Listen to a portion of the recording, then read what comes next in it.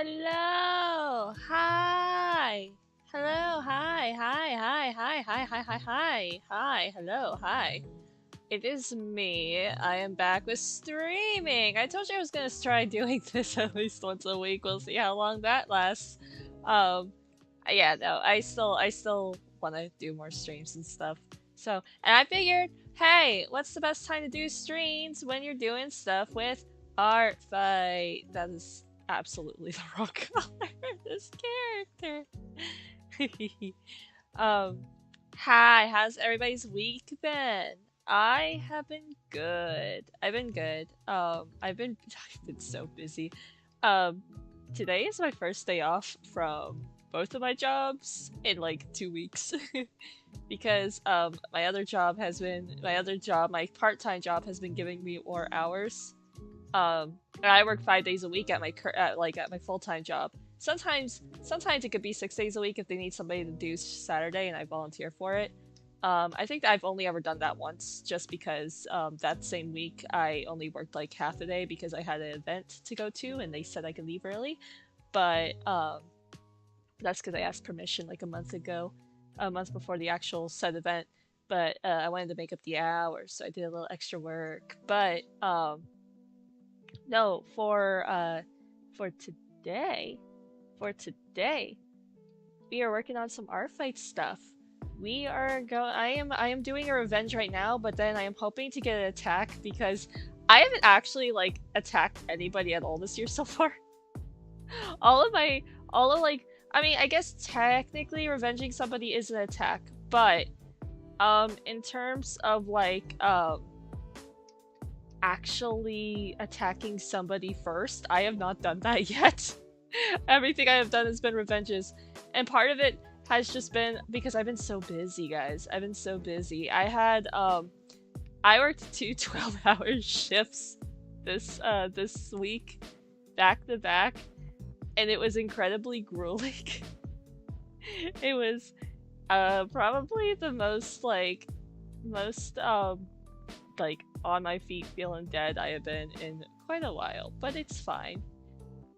It is that season for it, unfortunately, in my line of work, but you know what? I'm taking it in stride. It's not like it's at least for me, like I don't mind working so much so long as I can at least like work on my comic, because that's what I like doing.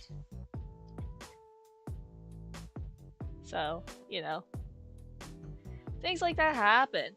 But it's art fight now, which means that I get to spend so much time doing art fight, and I don't have to worry about uploading comic pages while doing art fight, because, you know, my comic's on a hiatus right now, and I'm very happy about that because I can spend more time on this. Art fight is like a holiday for me. It is my favorite time of the year besides Halloween. Um, like at least my favorite time of the year when it comes to art. I just like drawing people's cool OCs. It's my favorite. It's like what I really like about doing with art fight is I like being able to use it as an excuse to draw people's characters who I want to draw, because like there's a lot of like I attack like a lot of the same like really like well-known artists every art fight. Last year Ginger Ninja joined art fight and was doing that for a bit. I just wanted a fucking excuse to draw Apollo. I just wanted an excuse to draw Apollo, so I was like, I'm gonna attack June.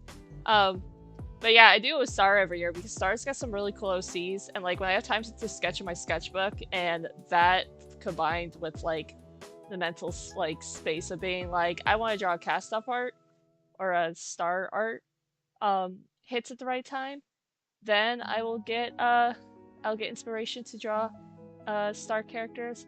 I just use art fight as an excuse to draw Star characters. It's generally how I treat a lot of art fight, but I also use that excuse to draw like newer or like less experienced artists OCs. Because at least for me, like I think I talked about this before, but like being like a kid who is not like, you know, it's one of those things that you remember of just like being a kid who like really wants to be like a cool artist like the ones they see on the internet, And like to me, I just feel like you take somebody who's like obviously not as experienced as you and just like draw something for them for art fight. Like I think that feeling's really nice. It's just really nice to give like, you know, a new artist some cool art to be like, wow, cool, somebody wanted to draw my characters. Especially because there's just a lot of like demotivation when it comes to that stuff. So it's like I try to be nice about it. You know, not to toot my own horn about my art skills or anything, but like that's how I like to look at it.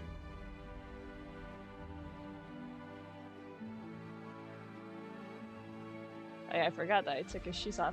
So anyway, this is a revenge for my friend S because my friend S went and I gotta show you. Wait. I gotta show you what they drew. I gotta show you what they drew. Hold on a second. Let me pull it up on Artfight. So this is my friend S's characters. This is Honey, who I'm coloring in right now, and then next to him is Lemon, and then that's Milk. And they are all friends, sort of. I don't think Milk and Honey like each other, or at least Milk doesn't like Honey. But no, I gotta show you what S drew me. I gotta show you what S drew me because I love it. I love it. Hold on. So yeah, this is a revenge, and then this is what they drew. They drew my guy and his kid! They drew my guy and his kid!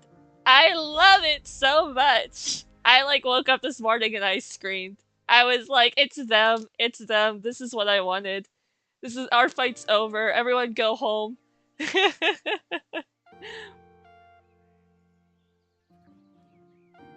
Is very good. So I am drawing something cute. Trying to go with a little bit more of a, like, a storybook-esque look just because that's the vibe that I get from these characters. Like they're all just like so like I don't know if wholesome is the right word, but it's just kind of like that kind of vibe. Just very happy thoughts makes me go whippy! Yippee! Yippee! Okay. But yeah, I am very happy. I'm also just in a good mood in general today, at least right now. A couple weeks ago, a week or two ago, sometime around then, I posted art. I posted art online. It was a silly little thing. Okay, actually, I'm gonna take a step back and describe another thing. So, my girlfriend is currently at a convention. I forgot the name of it. It's somewhere in Montreal. But, one of the things that my girlfriend and I do is because my girlfriend goes to more cons than I do, and I love my partner, and also my partner does nice things for me. But if there is a voice actor that is visiting that they really want to get an autograph for, like my girlfriend would be like, "Hey, can you draw me something with this this specific character because their voice actor is going to be there?" And I'll do it. So for this con, I actually drew two things because there's two voice actors that are going to be there. And my girlfriend got me a signature from one of them. So like the one that they got, that I drew them art for, that they got for themselves, was art I drew to get signed by fucking voice actor's name, Troy Baker, who if you don't know who he is, he's the guy who plays Joel in The Last of Us, which I think is his like most famous role that he's known for. But the art that I drew specifically for him to sign was of Vincent from Catherine, because that's more relevant to this channel, because I played Catherine last year, and he voices Vincent in Catherine. So I drew Judy a really like nice Catherine print to get signed, and and then also the other voice actor that was going to be there that Judy got, that's my partner's name, but got to sign art that I drew for was Yuri Lowenthal, who plays two characters I really like. The first one being one who's more well known, which is Pure Vanilla Cookie from Cookie Run Kingdom. and the railroad man from the podcast Old Gods of Appalachia, who I don't think that role of his is as like nearly as well known as like a bunch of his other roles, but like if you don't know who the railroad man is, he's a freak. He's a freak, and I love him very much. He's basically this like evil embodiment of the railroad, and I'm very happy that like this kind of coincided with the fact that like the storyline isn't really focused on him, but one of the main focuses for the current storyline involves the railroad man, and that makes me so happy because he hasn't been he had like one brief appearance in like season 3, but we haven't really seen like him a lot in season 2, since season 2. So I was very, very happy when this storyline came out, and then like even more happy when my girlfriend was like, yeah, Yuri Lantel's gonna be there, and I was like, yes!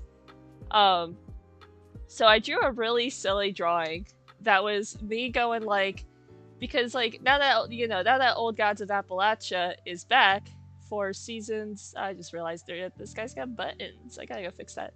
Now that like Old Gods of Appalachia is back, and also the current storyline is focused on the Railroad Man.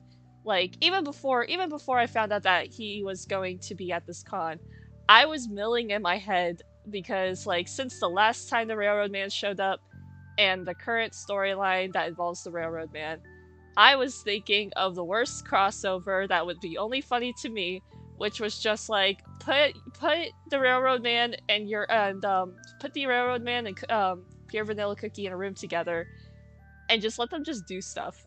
And not because of specifically of just all like, oh yeah, this is going to be a whole crossover with stuff happening in it, a huge storyline, because I am not writing a second Not Quite Somewhere Else.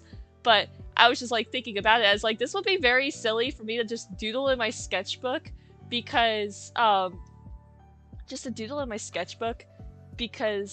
it's just silly. It's just super silly. And I want to play around. I wanted to just play around with it because Pure Vanilla Cookie would not like the Railroad Man, and the Railroad Man would just be all like, why do you have to be nice? You should just do murder. Sometimes murder is the answer, and you are disappointing me.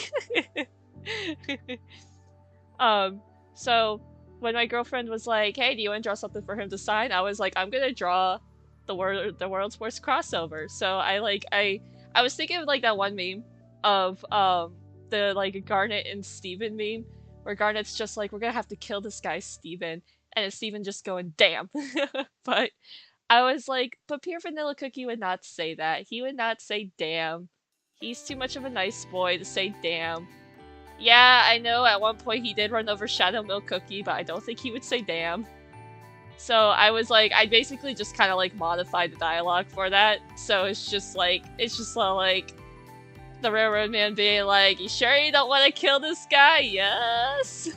Because I'm just like, yeah! But anyway, my girlfriend got signed today, and I was like, ah! And my art got noticed, and I was like, oh, okay. I don't know how to deal with that. I'm glad that he liked my silly doodle. That made my day, and it gave me smiles. So mission accomplished. Thank you, Mr. Lowenthal. But yeah, no, I was very happy with that.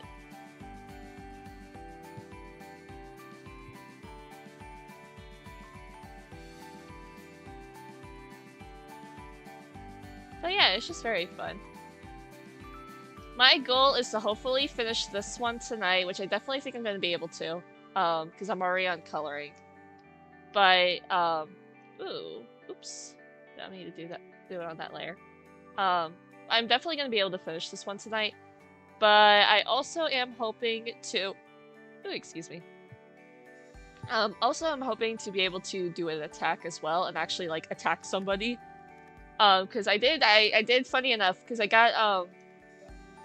had gotten my first, like, attack from, I got, like, Art of Deb, and then I did my revenge the same day, and then what was I doing the second day? I don't think I drew much on the second day. Did I draw something?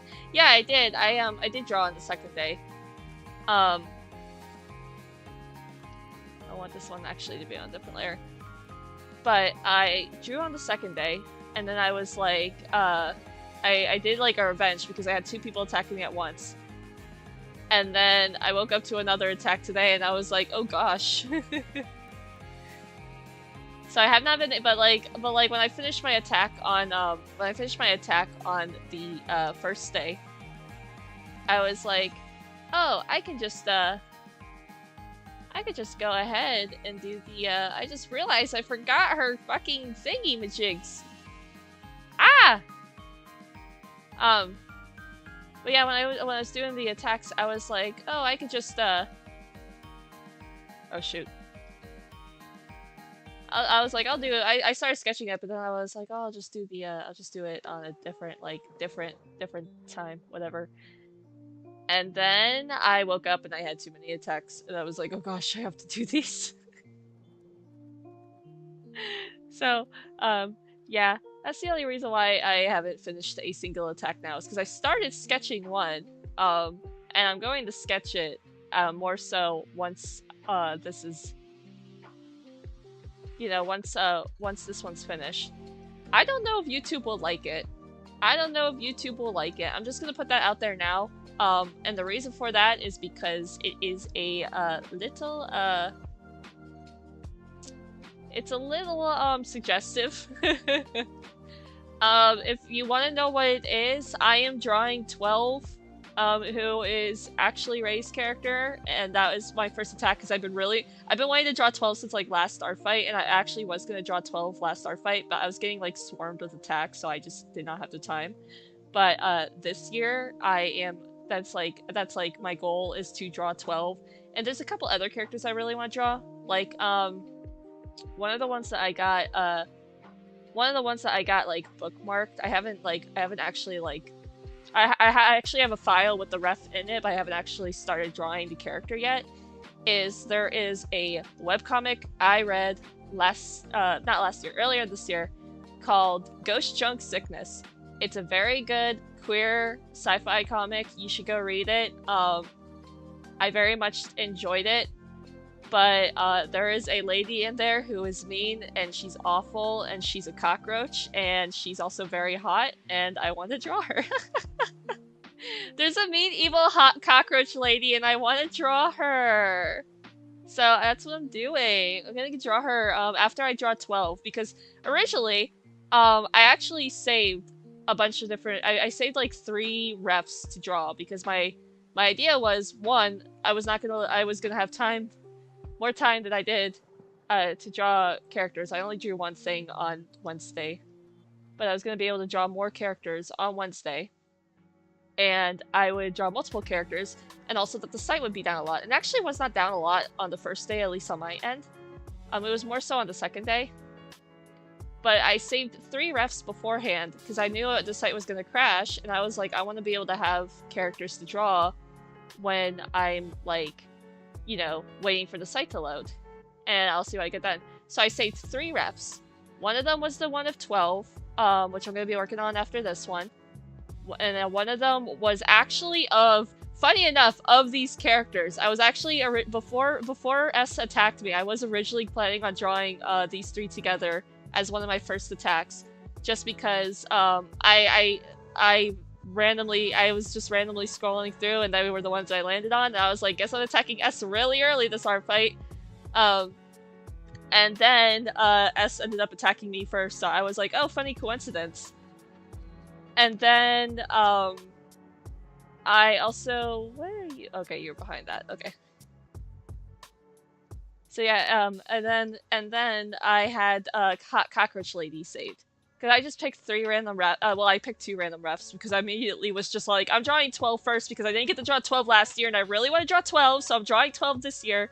So I grabbed 12, and I was like, okay, let me pick 2 random ones to do as my next 2 attacks, and it was these characters. And then it was Hot Cockroach Lady from Ghost Junk Sickness. And I just went, these are who I'm going to draw as my first attacks. And then I got attacked by like 3 different people. And then S, whose these characters are, attacked me too, and I was like, well, that's very convenient because I already had a file set up for these guys.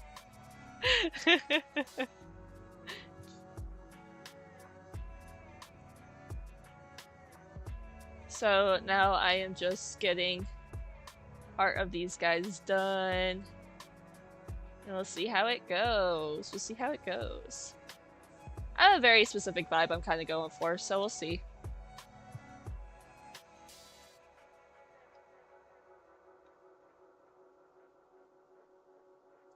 But yeah, no, they're very fun. They're very fun.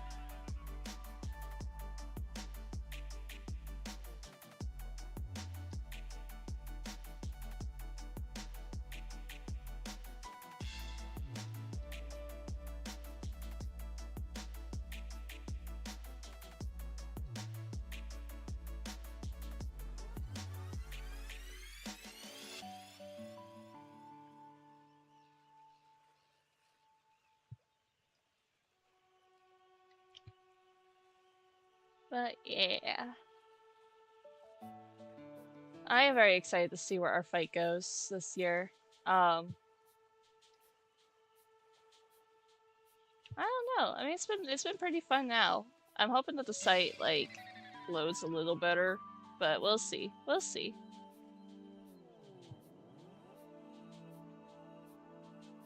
What else?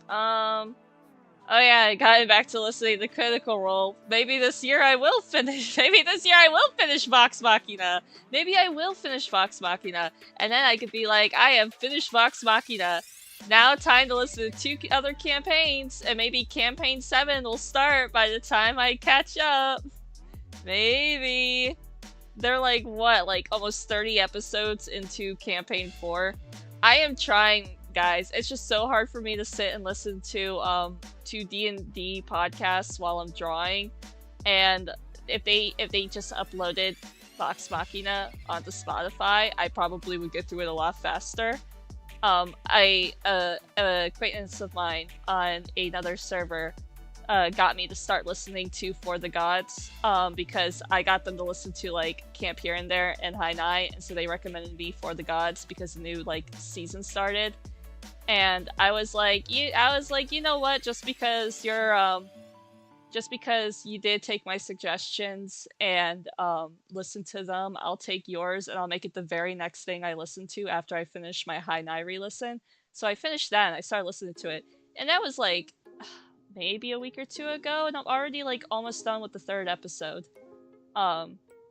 So like I know for a fact that I could listen to like very, very long tabletop RPG shows when they're in like just the audio form and not the video form. Because when I'm drawing, like I usually have like a video playing in the background. But like it's been usually either like game streams or what's the word? Critical Role. But it's just like, sometimes I'm like, I don't want to sit and binge through just Critical Role. And at least with like For the Gods, even if I feel like I'm listening to too much tabletop RPG podcasts, what is it? Even if I feel like I'm listening to too much tabletop RPG podcast,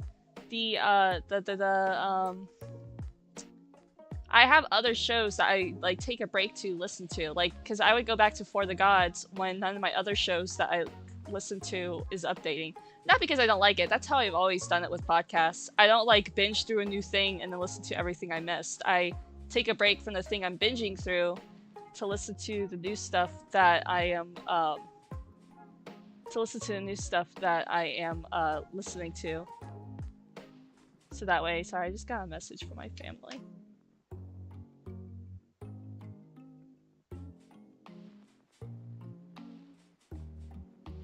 And my family just messaged me a picture of one of my dogs.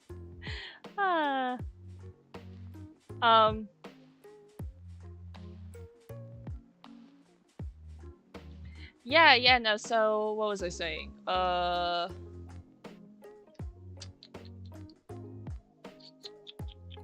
Something about damn. Dog pictures. Oh yeah, listening to the podcast. Yeah, so I can like take a little break with it.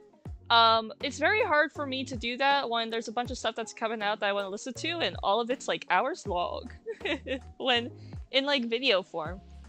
Cause like there's like I like watching Snapcube stuff. I got like a couple of like commentary YouTubers I follow. I got a couple of art YouTubers I follow. And so it's just all like, it's like that stuff takes so much longer for me to like sit down and listen to. Versus like with a podcast, I could be doing other stuff. Like that's like my driving thing I listen to most of the time. Sometimes I'll just listen to music, but it's very dependent on like where I'm going and what I'm doing. But like, yeah. That's just that's what I do. That's what I do.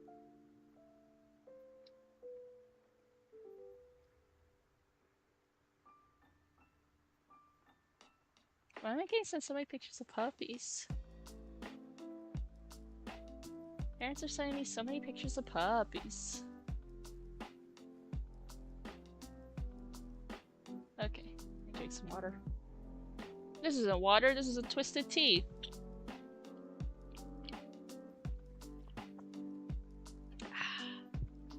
Very good. Okay. And now blue.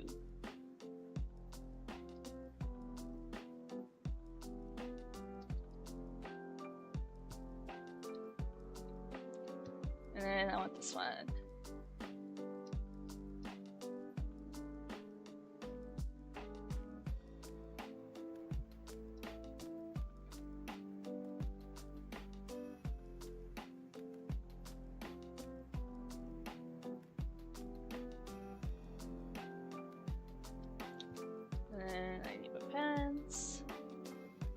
But yeah, no, so that's why it's been taking me so long to listen to fucking Vox Machina. And like, I know I'm gonna catch up eventually, because I'm on episode 101 right now, I think. So like, I'm getting there. Like, they're in the final arc of like the Vox Machina storyline at least.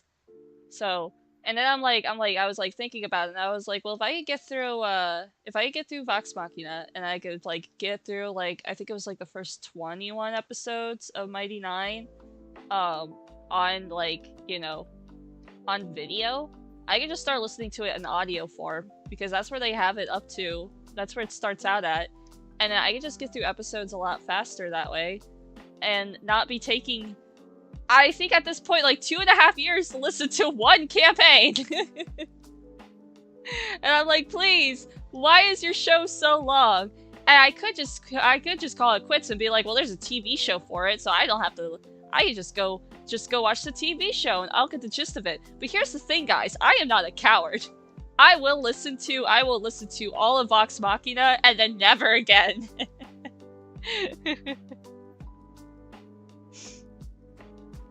So, yeah, that's just kind of like where I'm at with it. But it's fine. It's fine. It's not like, I'm not saying that like I'm complaining about it, but I'm not complaining about it because I think it's a chore. I am having fun with it. It is a good show. I see why people really like it as much. Is it my favorite tabletop RPG show? I don't know. Granted, this is Vox Machina, and I know that everybody, like, at least when I first started hearing, like, all sorts of stuff about the show, it was when Mighty Nine was coming out. So, I don't know. Maybe Mighty Nine's just better? I don't know. I kind of don't want to judge it until I get a bit farther into it, which is insane because I've been listening to this show for 2 years now. But, you know what? We will see it when we see it. We will figure it out when we get there, and I will either be like, yippee! Or be like,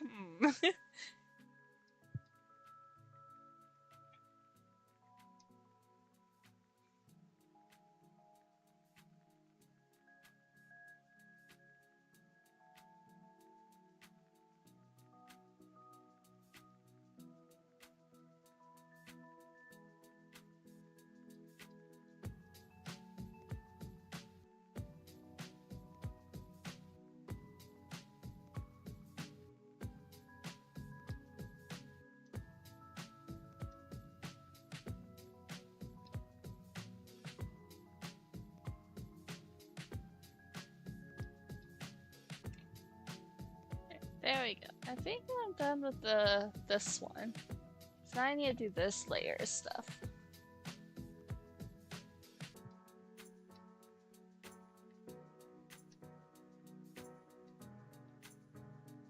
Oh, I put this away. I don't need that anymore. I got all the characters colored in.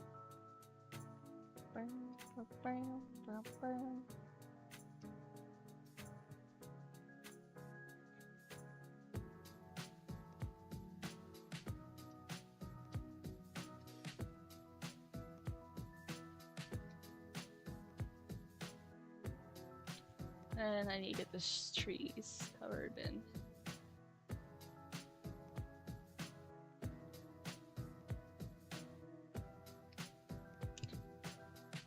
But I like this. Hello, thank you.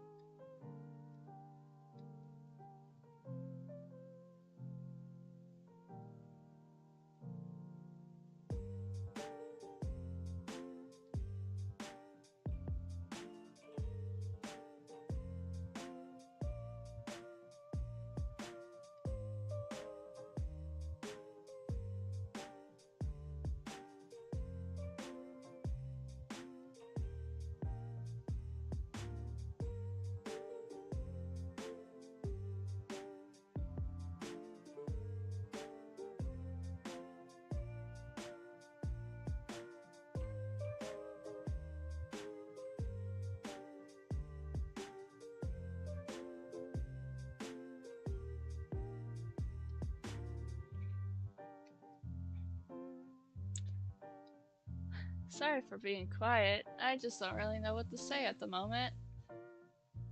What else has been going on? Mostly just brainstorming other projects. Again, I've been a busy bee. Because, like, I know I'm doing After I'm Not Quite Somewhere Else, which I started working on that.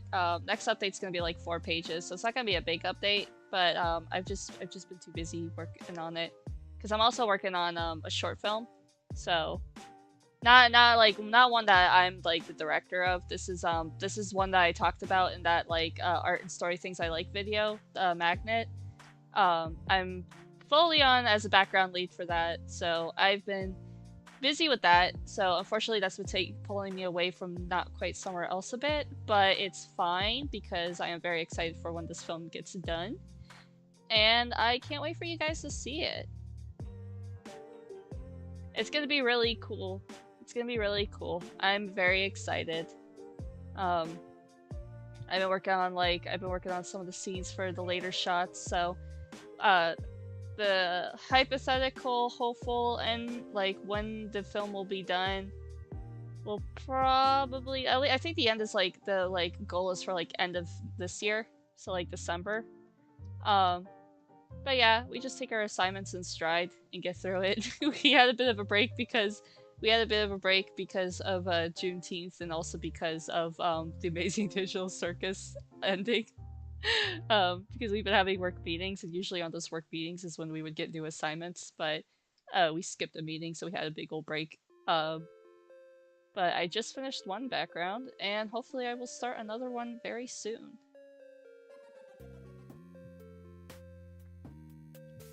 But yeah, that's kind of why my Not Quite Somewhere Else update slowed down, even though I know it was a bit quicker at the beginning of this year. But I'm hoping to do more soon, because I really want to finish that comic, guys. I just want to be done with it. I don't dislike it. I don't hate it. I kind of wish that there's like some stuff I kind of wish I did differently, and one of them is like change some of the story stuff so it's not as long as it ended up being. Do I hate what I make? No, I don't. I still enjoy Not Quite Somewhere Else. I like it as like a fun, like, this is my whimsy and I am free, and I don't care if anybody does not like any of it because it's not canon compliant or whatever. I am indulging in my whimsy and I am feeling free about it. So I still very much like the comic.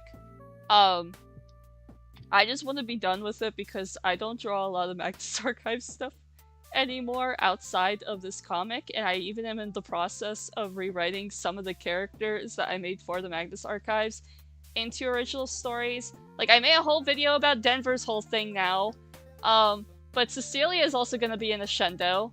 Heaven is also going to be in Ashendo. I know that he barely showed up in the comic at the moment.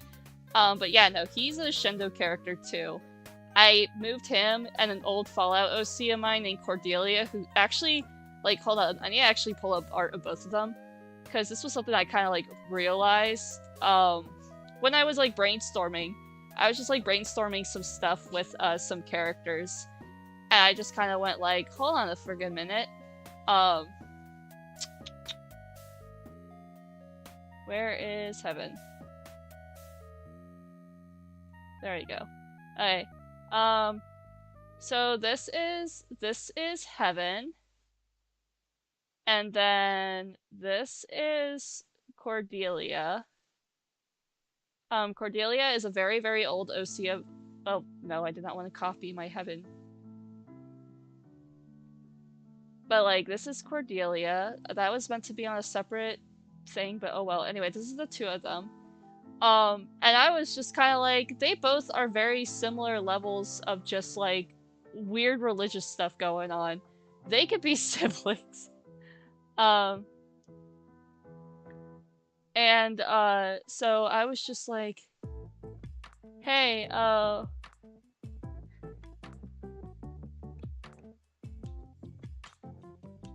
I was like, oh, hey, you should, sorry, one of my friends just fucking attacked me again! God damn it! They are waiting until I finish this fucking attack of 12 Because I can't spend too much more time on these Rvenges when I want to draw 12, god damn it. Okay. What was I saying?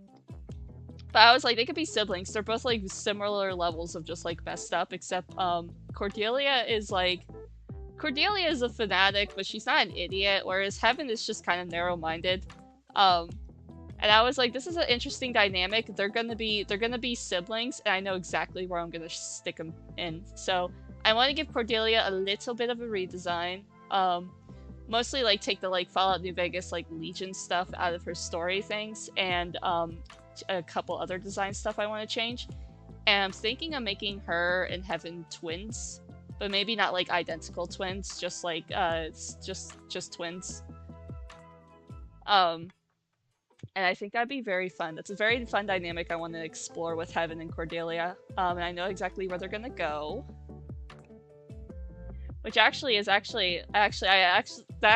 also is something that is going to be very interesting to explore too, because that involves the like so my role for them in Ascendo.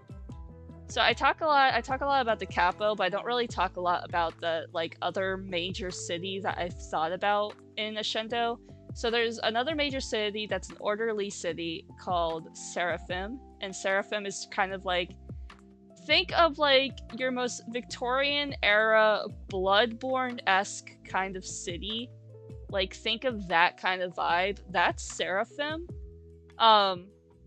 It's like very gritty, kind of, actually, you know what? Oh god, what's the name of the fucking main city from Guards? Think of the main city from Guards in like Discworld, but like with more of like the horror, like gothic vibes of a like Victorian-esque British horror story, or my mind keeps going to Bloodborne because that's like kind of what I'm thinking of, but not exactly like Bloodborne, because I'm thinking more of like typical like that time period British, like ships, and it's like everything's all like wet and gross, but not specifically like the horror themes of Bloodborne and that kind of like gothic architecture. Definitely a lot more grittier than Bloodborne, but I'll have to like find inspiration photos to show what I'm talking about whenever I talk in more detail about Seraphim. But that's just kind of the vibes I'm going with Seraphim. And typically, like I said a while ago, but in this world basically has like two major beliefs. It's like you're either followers of the courts or followers of the cardinals. And there's other groups who kind of like, you know, don't follow either, but like of the main like quote-unquote religious groups, those are the two main ones. And Seraphim is an orderly city, so they follow the cardinals' teachings. And the way a government works is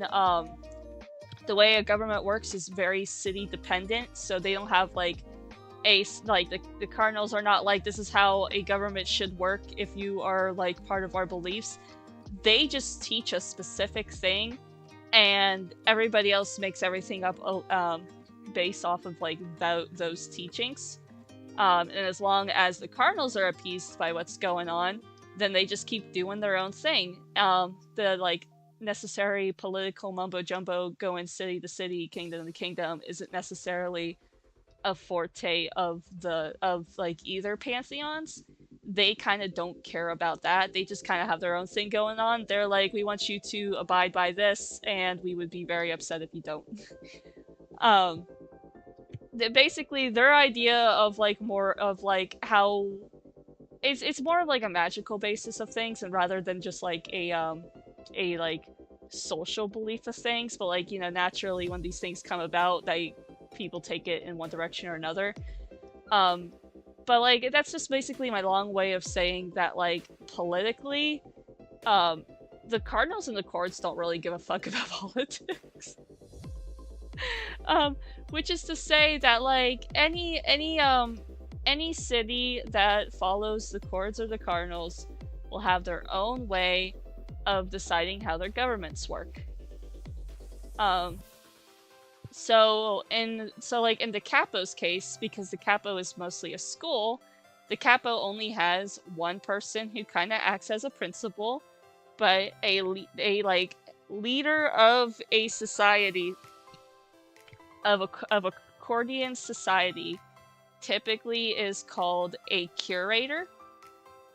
And in the capo's case, they only have the one curator, and that is a woman named Loki, who I haven't really came up with a design for her that I like, but I eventually will get to that. I have like some ideas, and every time I sit down to try to make something, I get a little closer to what I want, but not quite there yet. So eventually, like, I mean, in my last sketchbook tour, I drew art of her, and like that's kind of like the direction I'm going with, but like, not quite. I'm going for, like, I want her to be a hot monster lady, but I also want her to be a little bit, like, more monsterish than she is on, like, than, like, the, like, current designs that I have for her are. I'm like, okay, we got the sexy monster lady down, but let's make her a little bit more scary. Because she's supposed to be an elf, but she's also supposed to be a really, really old elf, and really, really old elves are, horrifying to look at. Not in the sense of like, oh, I'm terrified to look at you, but just kind of more so in like the forms of like transformation and stuff that elves can get through, and like the extremes of it. And she's a pretty well taken care of elf, so her situation isn't like, is on like, if you want a scenario for a really, really old elf and like what a really, really old elf is, she's like the equivalent of like those like 70, 80, 90-year-old people who are like still doing like Olympian athletics and are like killing it out there. She's like the elf equivalent of that. Like other elves look at her and they're like, "Oh God, how old are you? Why are you still like this? How? What's your secret, man?" That's her deal. But yeah, and so in the Capo's case, Loki is the only curator, so there's only one of her. In Seraphim's government is mostly focused on having a council. So a leader of a orderly society is called a saint. So saints, and like it doesn't necessarily mean that all orderly societies have like councils and stuff. I actually have another city. It doesn't have a name yet, but it's like it's part of another character's backstory.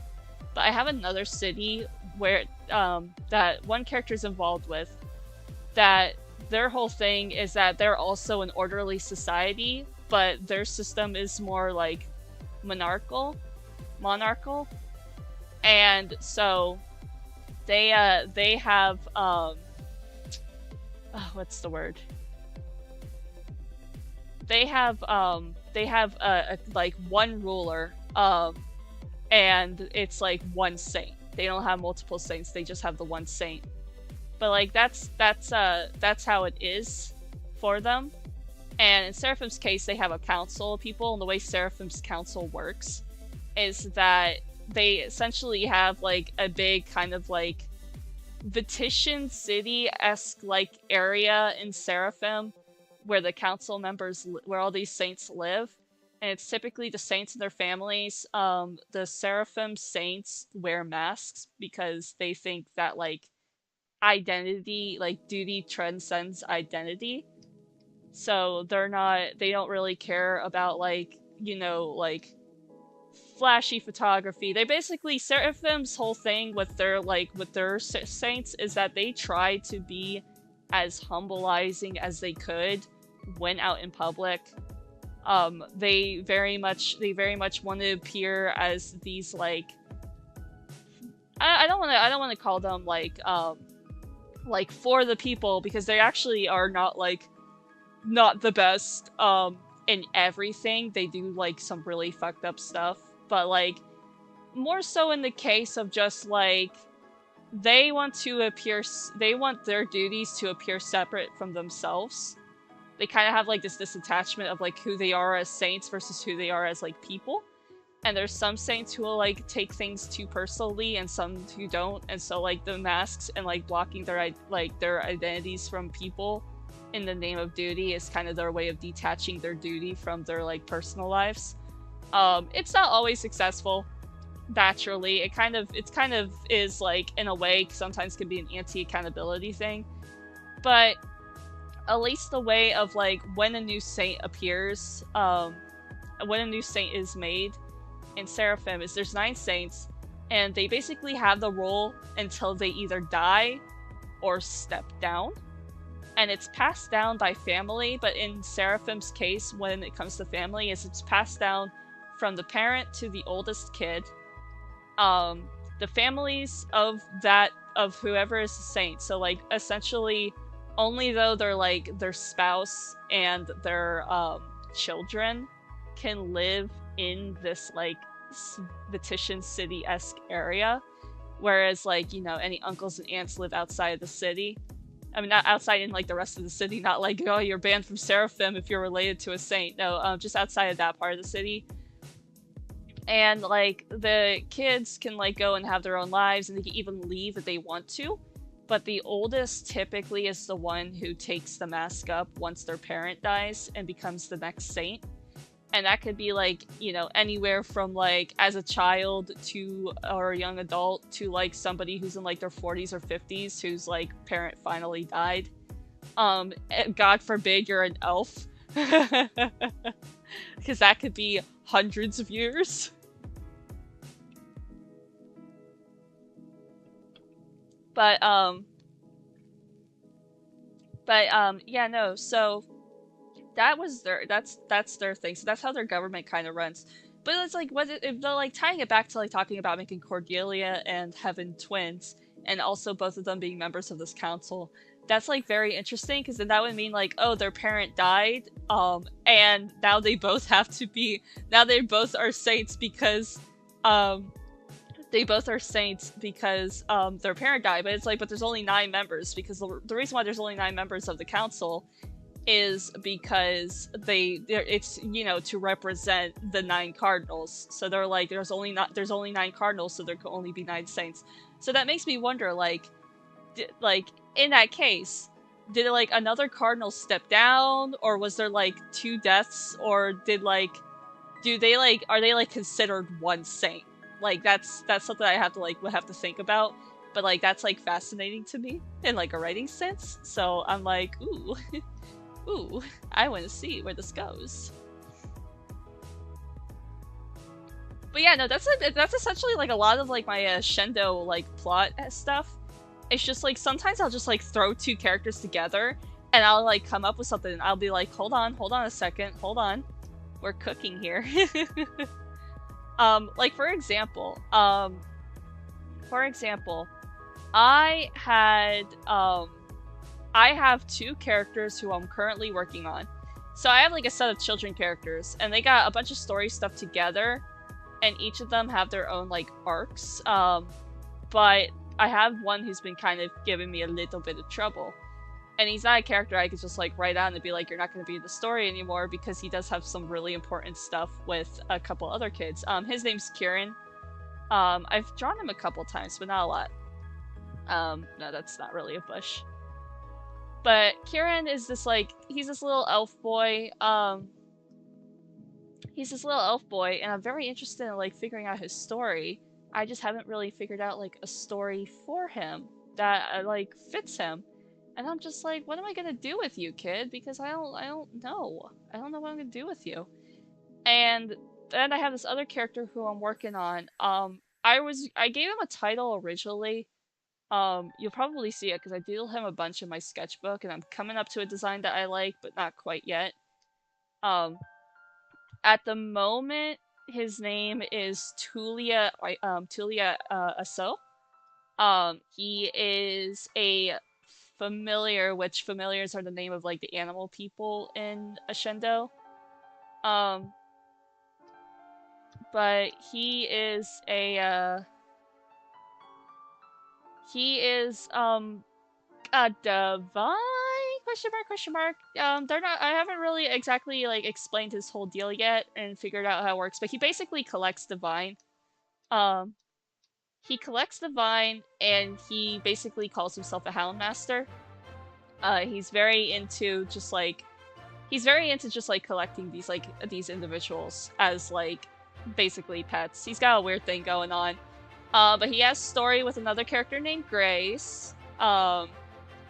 And I was just like, I was having some like issues with him because I'm just kind of like, I want to figure out, I was like, I want more of your deal. I want more of your story. Like, where's your story going to take you? Because he has stuff with Grace, and then Grace has like a whole story arc end, and then I'm just like, okay, well now what happens to Tulia next?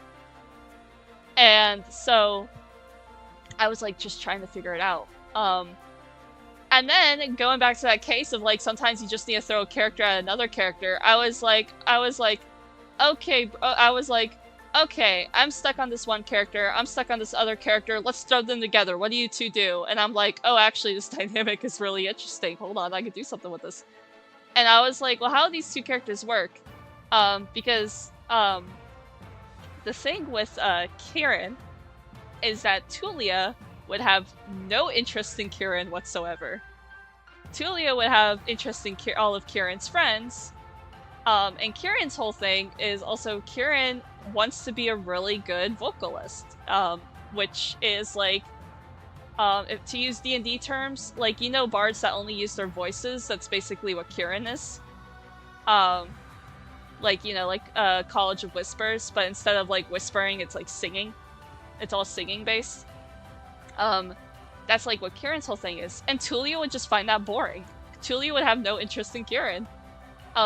Tulia would just be, like, the kind of person who's just, like, you're kind of lame compared to your friends. Your friends are more interesting than you are, and I just don't want to do anything with you at all whatsoever.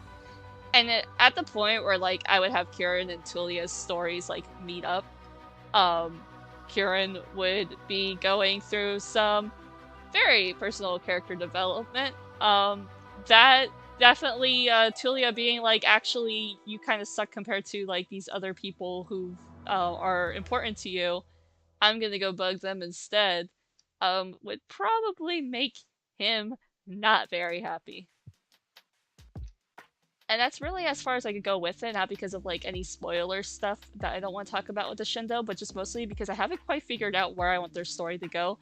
But I'm just like, yeah, no, this is very interesting. I want to figure out where it's gonna go from here. Like, what are you two going to do next? What are you two going to do next? And that's just kind of how like a lot of my like writing process with the Shindo is. It's just like, I'll come up with something, I'm like, can this work? And then sometimes I'll be all like, this is too complicated, I don't think it would fit. Other times I'll be all like, there's another thing that I have to like, I've been like thinking about. And it's something I have to think about, especially a lot with how, people online tend to view stories. And without spoiling anything, this is very much me, me making a jab at certain Amazing Digital Circus fans who did not like the finale for the Amazing Digital Circus. And my thing is like, do I need to explain everything? Or can I, like, does this need to be explained? Or can I say, like, this is how things are and this is how things work and I do not need to explain why it is like that? And just leave it because this is not what the story is about. And sometimes I have to catch myself on that. Like, with in Harmony, for instance, I'm like, yeah, I think I give pretty much a very clear idea of, like, what's going on, why this stuff is happening, and, like, you know, ooh, the origins of the big scary thing. I don't need to do much more than that. I already did it, so I'm fine with that. Now I got this one done. Well, it's not done yet, I still need to render, but I got most of the background stuff done. I need to get some leaves up there, though. And that's like my thing with it. It's just like thinking much more about like, how does stuff in the Shindo work? Well, how much do I want to explain? How much can I explain without it being just a lore dump? Because if I wanted to do a lore dump, I would just make a whole video about a Shindo lore. Like, I'm still thinking about the different ancestries that live on this planet. I don't want to do too many because I think, like, in the terms of like in terms of stuff, people think about things in like soul types over like an like quote unquote species kind of way. But like I've been thinking of ones I want to do. I got my familiars, who are the animal people. I got my soulborn, who are just basically familiars are basically soulborn, but soulborns are like humans and familiars are animal people. And I've decided recently that it can go both ways. So like an animal can become a familiar. But it all very much is like it's a lot more rare. Because typically the way a familiar works is that usually an animal loves their like owner as like so much that when there's like soul is like slowly fading away, or if they're like, or like if an animal is like super scared and is trying to get away, they can choose to just like sacrifice their magical essence to like a stronger magical force. And that typically is how like soulborn become animal people. But it can happen the other way around, it just almost never does. And oh wait, no, I don't want to use this pen for the shading. I want to use this pen.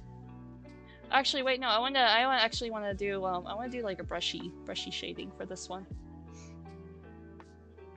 But yeah, I got those. I got the soulborn, who are the human like stand-ins. Though I think I'm gonna do the dragon meshy thing, dungeon meshy thing of like how soulborn and all the other ones are like referred to as humans, versus like just having a separate thing of humans and stuff. Because like again, everything is kind of like described based on like the type of soul a ancestry has, versus just being like, well, you're a human, so clearly you're a human, you know. So like you know, because then it makes things simpler for them for when like, you know, like an elf and a soulborn have a kid together or whatever. Oh yeah, so like elves are things, dwarves are things. I have like, it's so funny that I'm like, oh yeah, dwarves are a thing, but I haven't made any dwarf characters except for one.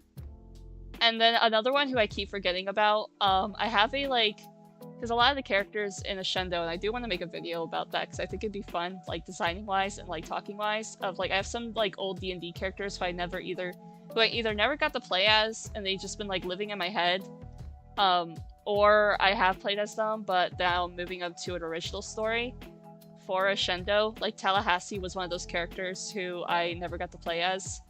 But I got like one who I think who's gonna be a dwarf. Originally in like the game I wanted to play her as, she was a gnome. And I'm thinking like the closest things that like in this universe you would get to a gnome would be if an elf and a dwarf had a kid. But I want to put her in Ascendo, and then another character who's actually original to Ascendo who is a dwarf is, I haven't given him a name, but he's like Tulia, in which like the only name I've given him is a title. But like his name is the Clockmaster, and he actually lives in Seraphim. And he's pretty fun. He's one of those like fun characters where it's like I haven't like drawn him, because he currently lives as a concept in my head. I know what he looks like in my head, and I want to draw him someday. It just is not the right time, and I'm not in the right mood.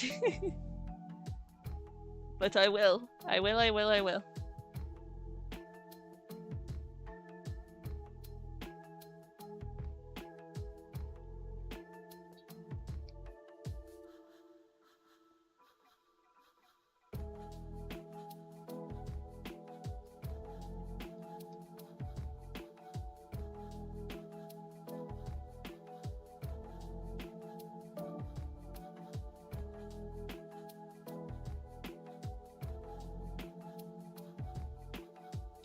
But, yeah, I was talking about ancestries. And I decided mer people are gonna be a thing.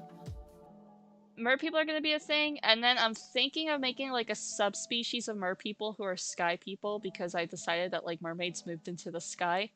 And so I'm just kind of like, how would evolution-wise that would work? Like, would their soul types change, or would they like adjust to adapt to the fact that they live in the sky now instead of the sea? Because like at least like, because I've talked about it before. My like fun little thing about talking about Shendo ancestries is just like aging in a Shendo kind of sucks sometimes. Especially if you are something like an elf, because when elves get older, they grow like extra appendages and body parts and stuff, and they could, in the case of like you basically like rolled a nat 1 in the pool of aging, where you could get like limbs and stuff that make it like super hard for you to move, and like if you are growing horns all over your bodies, and like that could also be very dangerous for you if you're not properly upkeeping them. Like I'm moving Ek to a Shendo as well. He's my Elden Ring character. And he's kind of like one of the cases I'm using of like an elf who doesn't really who basically like again rolled really badly in the like aging department of being an elf, but unlike like some cases, Ek does like a very poor job at like keeping himself like, you know, functional as a regular person. He just doesn't, it's just really like, it's such a botchy job though that it's just kind of like one of those things where it's just like I don't know how this person is able to eat like McDonald's 24/7 and like not die from a heart attack, but here you go. I mean, he's doing it, so like he's that kind of person. He's like that equivalent.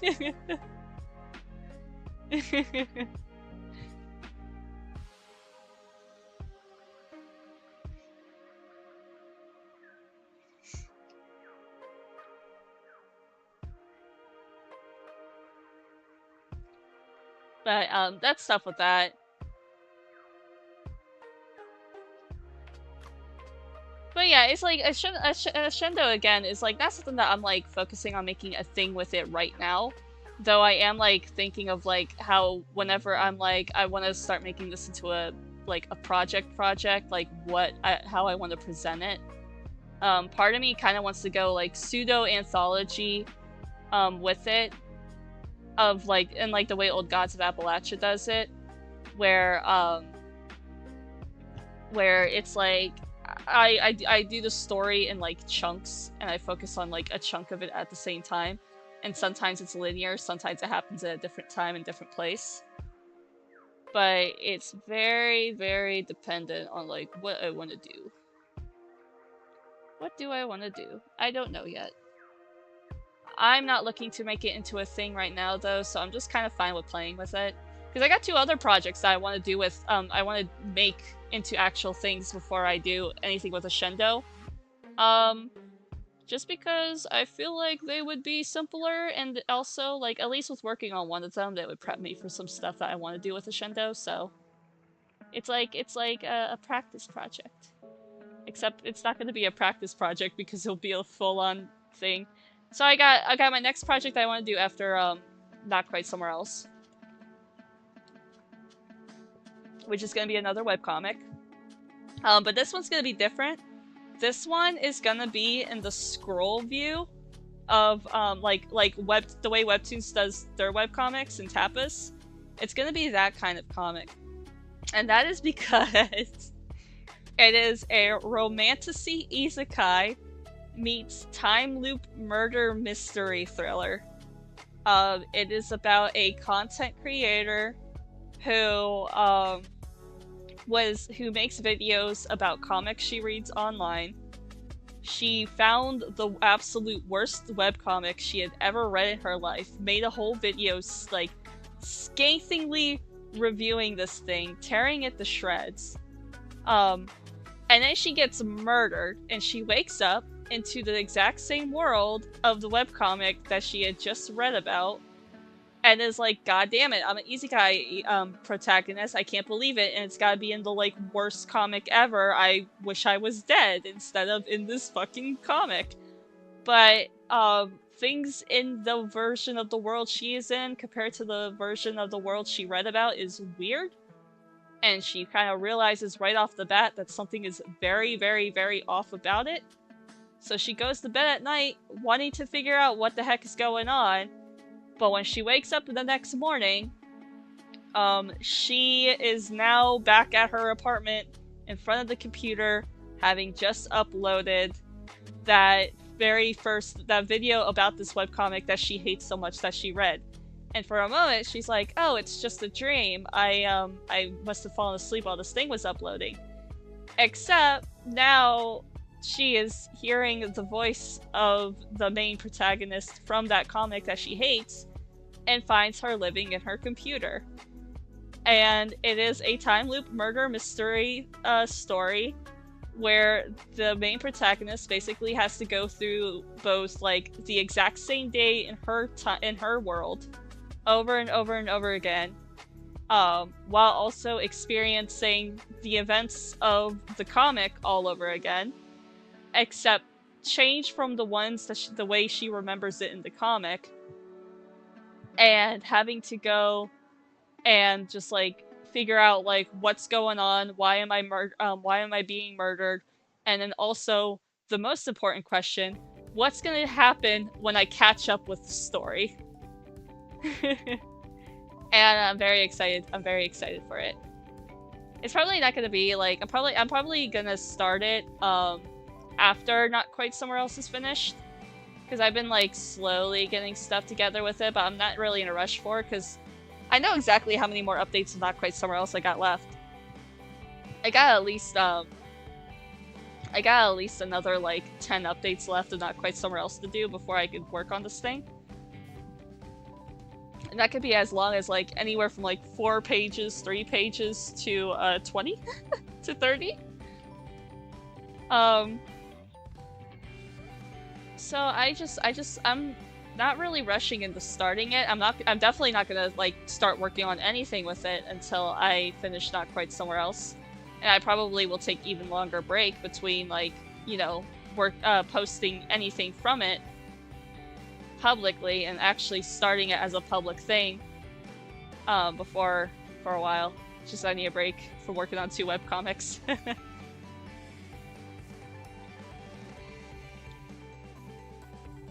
Like, I'm thinking about, like, how I want to do an upload schedule with it, but, like, nothing that's, like, set in stone quite yet. So, we'll see. We'll see.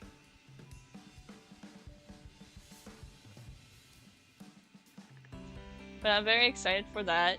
And then the other project I want to do, which I'm probably not going to do for quite a while, but, like, I keep picking at it, so I'm kind of like, maybe I'll start writing for it, and we'll see how it goes from there. But the other project I want to do is gonna be a audio drama. I want to do an audio drama. The name of it is called, at the moment, and I changed the name before, I had a different name before, but, because I think I made a video where I talked about it a bit, but this is now, like, the new name for it. But it is called Heed My Call. It is going to be a supernatural, mystery podcast. It is set in an alternate post-apocalyptic America, where the son of a philanthropist approaches two supernatural detectives, looking for the origins of his father's work. He finds some weird stuff about, like, the stuff his father did while his father was alive, because his father had died recently at that point. And he wants to know, like, specifically, like, the stuff that his father was doing. And so he hires these 2 detectives to help him out. And then meanwhile, while this is happening, somewhere very far away, a voice is narrating everything that is going on, and seems to know their every move. And I am very excited for that one. I am very excited for that one because it is, like, it's one of those things where I'm just like, it's one of those things where it's like, the world building that I've been doing for this comic specific regions. It's gonna be in America. The story is gonna start off in Baltimore actually. Like I already decided like there's 5 main characters. There's the narrator who I don't really want to get into anything with her because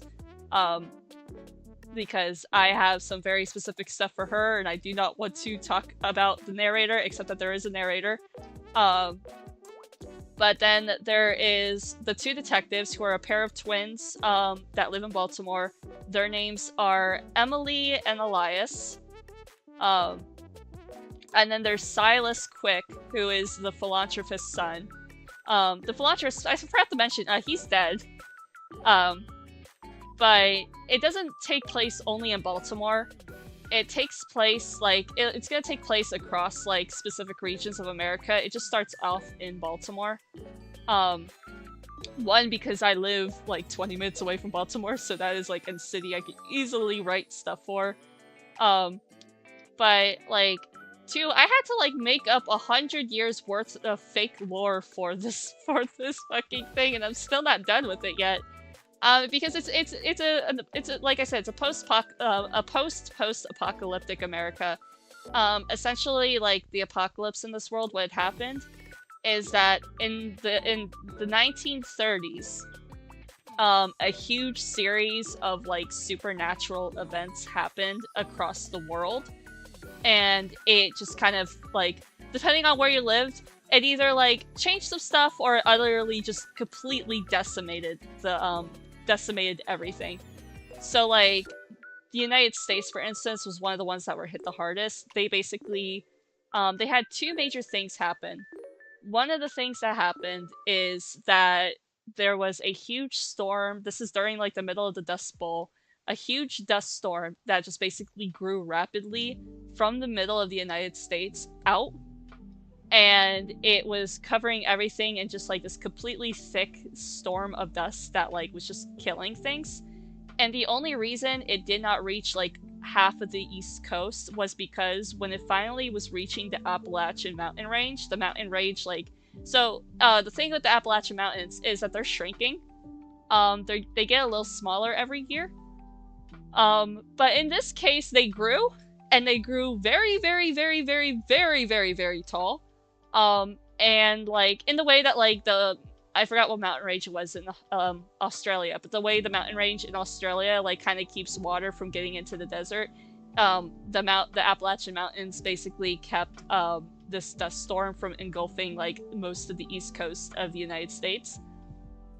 And after like a long period of like both the government having to restructure itself, civil war, because that was a thing that happened, for entirely different reasons. Well, actually, not even completely different reasons, that the first one happened.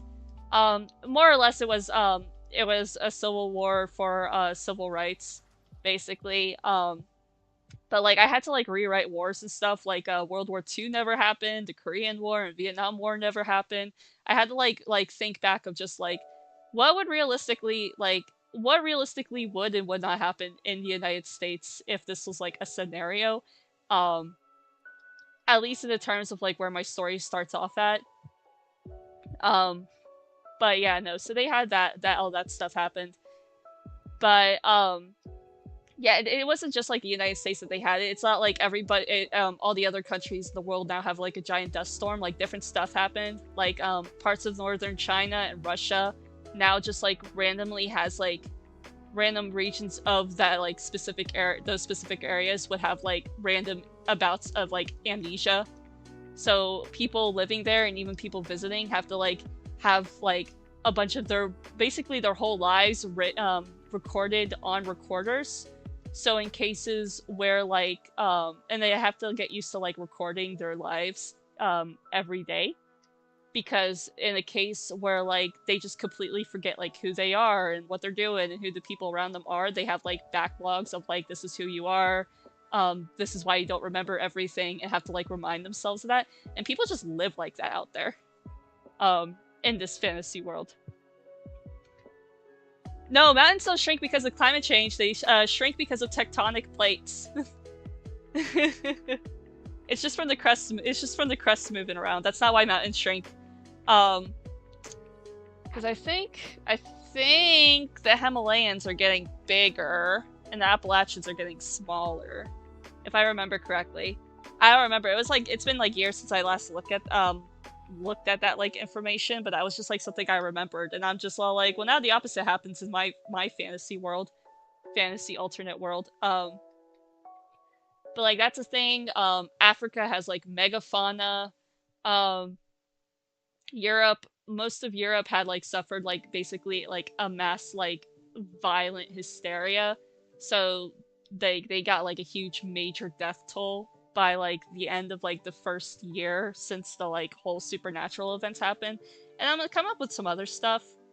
Um I'm not completely done with it, but it's not really gonna go outside of the United States because that's not really what the story's about. um the story is like it's very much it's my favorite thing about like what this particular story is. It's like there's this like here is this small like in the grand scheme of everything that's going on in the setting, teeny tiny insignificant little thing happening in this story, um but like all this like really cool fantastical stuff is happening around it. And it's like, yeah, this is lore setting, but this is not really what the story is about. So you guys could just like have fun learning about things. Learning about things about this world, but like they're not gonna take a road trip to they're not gonna take a boat trip to Australia at some point. Just because that's not what the story's about.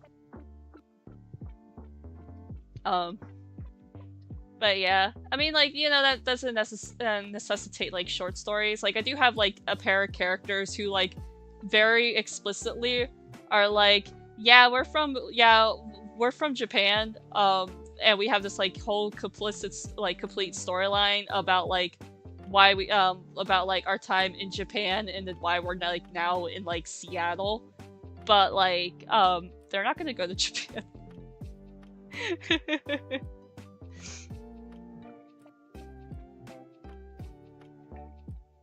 It's just like, it's just all like, it's not what this story is. I can think of at least one character who'd probably be screaming and crying if like all the main cast had to go to Japan. They'd be like, wait, no, come back. Come back, the story's over here. But yeah, no, I got like a very specific thing going on with this, so I'm like, yeah, I technically could have them go somewhere else and just like explore the world, but that's not really what the point of the story is, so I'm not going to. That'd be like more of like, have fun with your own headcanons.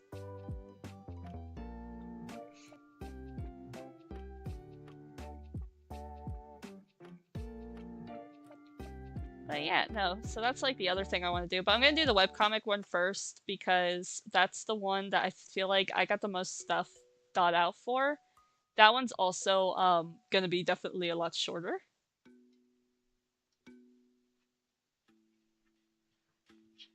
It's gonna be a lot shorter of a story.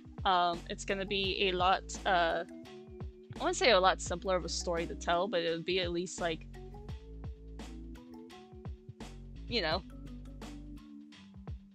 something that isn't gonna take me 50 million years to tell, like, in harmony of all things.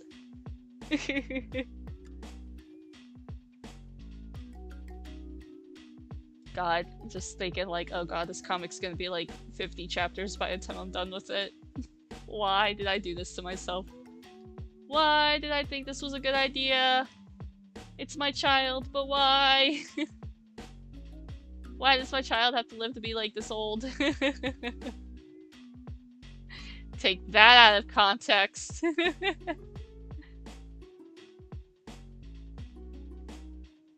Okay.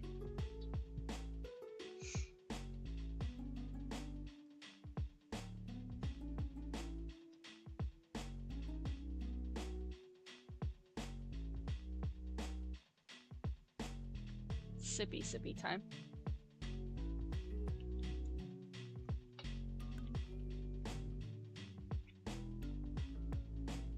But yeah, nope. I just got stories. I got stories to focus on.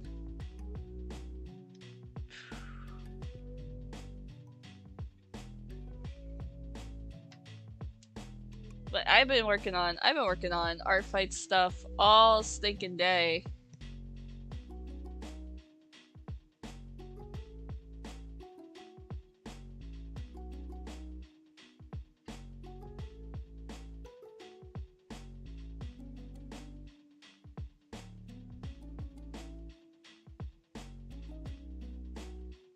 I'm going to fight my friend. I'm not working. Okay, here's the thing. I'm not working on 5 of them at once. I am only working on 1 story.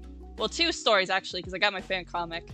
I am just brainstorming the other 3. The other 3 are brainstorming, and at least in terms of 2 of them, I doodle them in my sketchbook. I actually like, here's the thing. I do have what the characters for my audio drama, what they look like in my head. I know what they look like in my head, but I do not actually want to draw them because I want people to take my written descriptions and I want people to interpret them. Which could be very bad.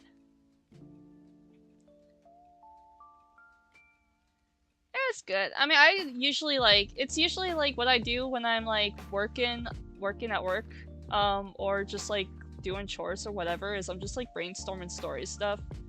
Because a lot of my job is very solitary. I mean, sometimes I'll be at a place and like whoever owns the place wants to like, you know, follow me around and talk to me about, you know, what I'm doing, which, you know, is fair, especially if you have like a specific problem. But a lot of times they'll just like, people will just be all like, do the thing and then leave, and I'll be like, okay, and then I just like sit there and I'm like, man, imagine the Blorbos in situations. Wonder how that would work out. And I just think about it. It just makes time go by fast. And I get some brainstorming out of the way, so I could just think of story stuff.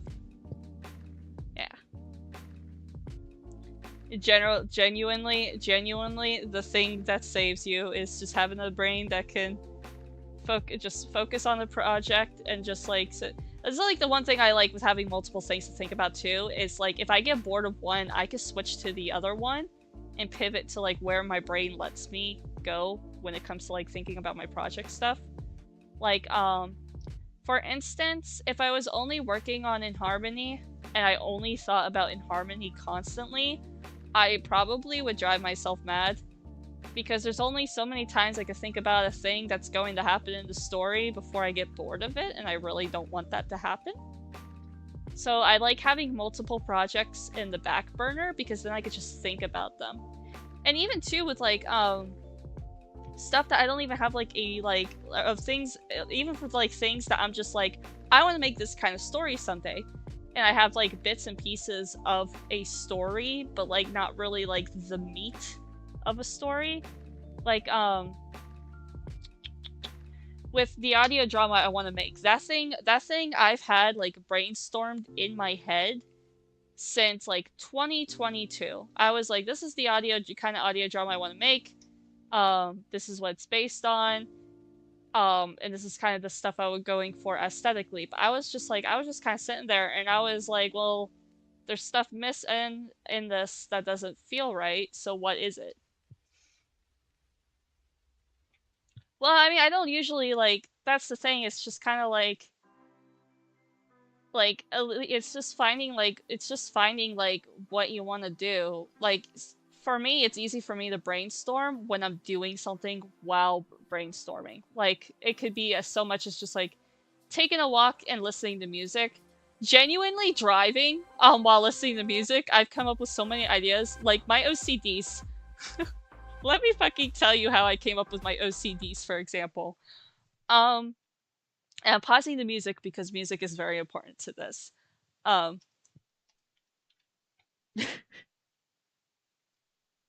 I don't know if you listen to this. I did not know if you watch this YouTuber's videos. But okay. So here's a little Dees backstory. So I know I talked about Dees in my last stream and you were here, so I'm not gonna like re-explain Dees' thing. But I did talk about how I made up Dees.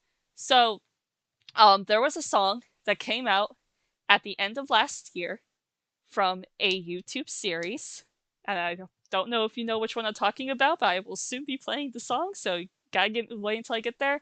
Anyway, I was just listening to this song because it's a bop. It's a very, very good song. And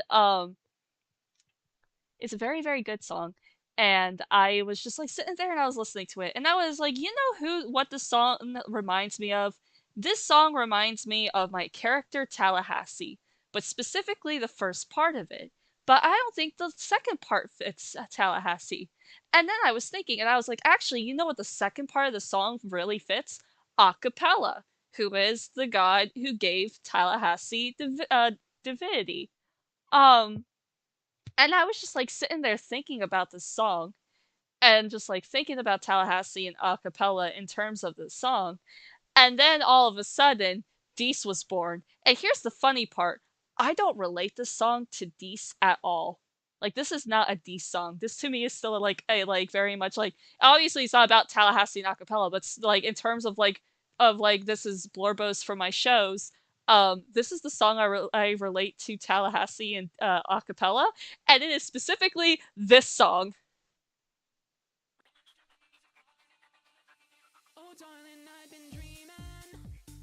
It's the fucking Do No Harm theme.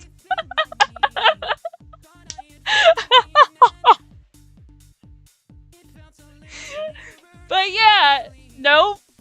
Yeah, from fucking Snapcube. This. So, but that's my point. That's my point, and no, turn off Penny Snapcube. They're very iconic. But that's what I'm saying is I was just literally just driving down the road thinking of decent not thinking of Dees, sorry, thinking of Tal and acapella, and then I got home and I was like, okay, so Dees Ward is now a thing. And I still, to this day, do not associate this song with Dees. I associate the song with Tal and acapella, but that song is basically the reason why Dees exists.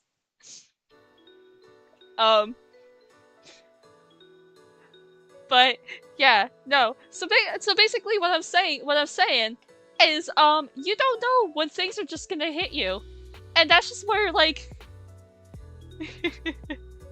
you don't know where you don't know when things are gonna hit you. I'll just have like that's kind of like one of the reasons where I'm just like music influences a lot of my work, because I could just be listening to a song and I could just like come up with a fucking idea, and then now it's like, well, that song is like in a way completely related to that idea now, even if nothing about that idea like matches with anything of like what the song is about. And in the case of Do No Harm is like, oh yeah, this is the song that made Dees. Also, I do not relate the song to Dees at all, other than this was the song I was listening to on repeat when I came up with Dees. And so that's just like the things that happen. It was actually like not listening to a specific song, but like just driving and listening to music was like how I managed to get that like breakthrough with Heed My Call, that I was just all like, okay, now I feel confident that I could like write a good story with this, because like stories need like a little something to you know, make them coherent enough that I could be like, yes, I could write a good story with this idea. Because it's like, it's one thing of like, because like that's my thing, it's like, it's one thing of coming up with a bunch of ideas, and like coming up with a bunch of ideas, and it's less of the like, oh, this is a good enough idea to write a story with. It's more so of just like thinking about it in terms of like, oh, this is something I am interested in writing about. Because I've come up with stories where I love the characters and I love the world, but like the story was not something I was interested in writing about. And that's where like a lot of my webcomics in the past kind of like tended to fall apart. The Shepherd of Oblivion, the only, like, I still am doing stuff with the Shepherd of Oblivion. That one's actually going to be a plotline in a Shendo now. But like, part of like what made that fall apart for me was that I kind of like realized, like, on the hiatus that I took from it, was that, like, I'm not really interested in writing, slice of life. That's not really something I'm, like, super interested in writing. So I don't really want to, like, I didn't really want to continue it with this, like, whole thing in my back of my head of just, like, I'm not enjoying slice of life as much as I would like. And that's, like, kind of, like, part of my thing with Betrayed by a Rose, because that also was a thing, that's, like, a thing with, Betrayed by a Rose, is, like, because originally my idea for Betrayed by a Rose, was stemming from, like, this, like, particularly not very nice mindset I found myself in that I wasn't really enjoying, of just being like, I could write a better isekai story than some of these other bad webtoons that are around, which is not really a, like, mindset I want to be in. It's not a really nice one. But, like, I still was just kind of, like, playing around with it in my head, but, like, ultimately it was just kind of like, I don't really have the, like, interest in actually writing this kind of story, so I don't think I could write a good story if I'm not interested in actually writing one, other than, like, being like, oh, I can do it better, which is, again, not really a mindset I want to be in. And then I was like, well, what if it's a murder time loop thriller? And I was like, okay, you're talking, okay, brain, now you're talking, tell me where to go. And so that's why I'm doing a murder mystery time loop thriller isekai romantasy webcomic next.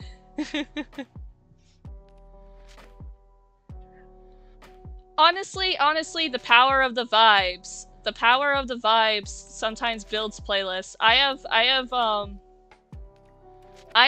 playlists like with Do No Harm. I only relate the first half of that song to Tal, and I relate the last half of it to acapella. For different reasons. The fucked up animatic I can make in my head with that song was glorious. But I just, you know, haven't gotten around to doing that. So, but, like, yeah, sometimes it's just the vibes. You just kind of have to go with the, like, whimsy of it.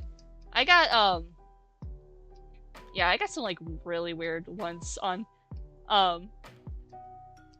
really weird ones for my OCs.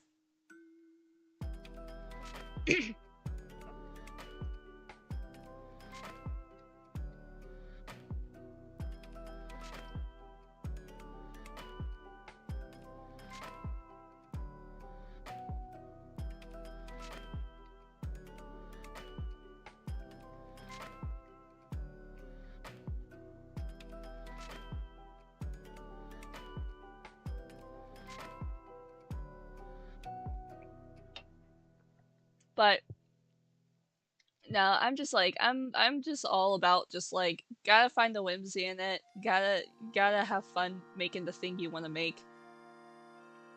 And also just, like, don't be afraid to take super long with it. Nope, wanted it to be that. Nope, did not want it to be blue. Hold on a second. There we go. I want it to be darker, actually. Let's make it more orange. There we go. Like, that's like also my other thing with it too. It's just like, if I'm gonna make a story, I'm gonna spend so much time in it. I gotta enjoy what I'm making. Only reason In Harmony started, like, I probably would have taken a lot longer before starting In Harmony, but I reached the point with the story where I was like, if I don't start it, it's never gonna get made. So I was just all like, well, I guess I'm gonna start it now. And that's part of the reason, like, part of the thing with my other ones. It's just, like, back and forth, I'm like... I mean, I still took, like, even when I made the decision, I still took a whole other year before I actually, like, started posting anything. I just kind of, like, because I was originally, I had written... when I first was like, if I don't start writing this thing, I'm never going to write it. I specifically remember when I started writing the very first script for In Harmony, it was, like, daylight savings time. Like 2022, I was, like, hanging out in my dorm room with my roommates, and we were all just, like, drinking and partying and whatever. And I was just sitting in the corner just writing while chatting with them. But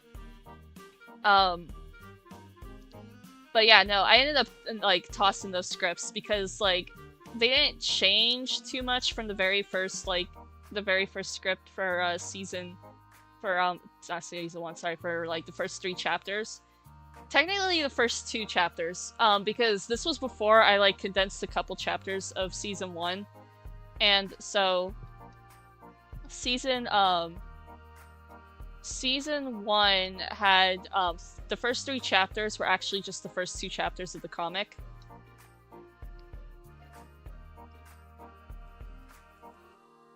So yeah, and then I was like, okay, well, I don't really like this. Now what? So I ended up changing it. I just realized that this is what. There we go. Yeah, I just ended up changing it. So I ended up going back to it. I started from like scratch. I ended up going back to it, and I liked the second round so much better. And now I'm currently working on chapter 6, which is a little slow. Mostly just because I haven't had the time to sit and write for it. But it's going. I'll definitely be done by the time chapter 5 rolls around to its end. It's just a little slow going because of like the stuff that's happened. It's chapter 6 is gonna be weird because it's gonna be one that's gonna have like a consistently like changing like vocal view. It's gonna be focusing on like multiple characters, and all of them are gonna be doing completely different things. And it's not gonna be the only chapter that's gonna be like that. It's just gonna be the first one that is in this comic that's going to be like that. So I'm like trying to figure out how to set up the scenes in a way that like flows nicely and not too confusing, and I'm thinking I'm getting a good happy medium with it. It's just a little slow.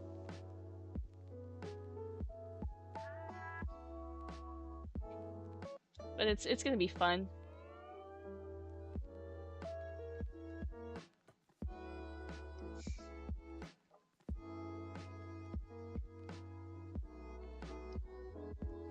But yeah, no, chapter 5 has a release date now because I got that all together. Yeah,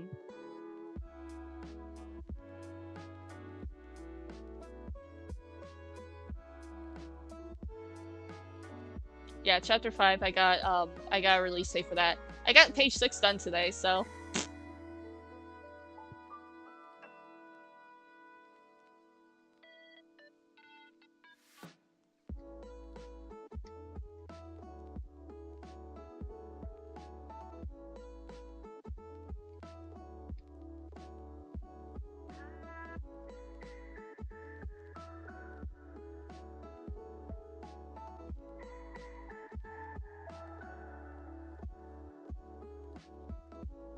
There you go. Oh, oops.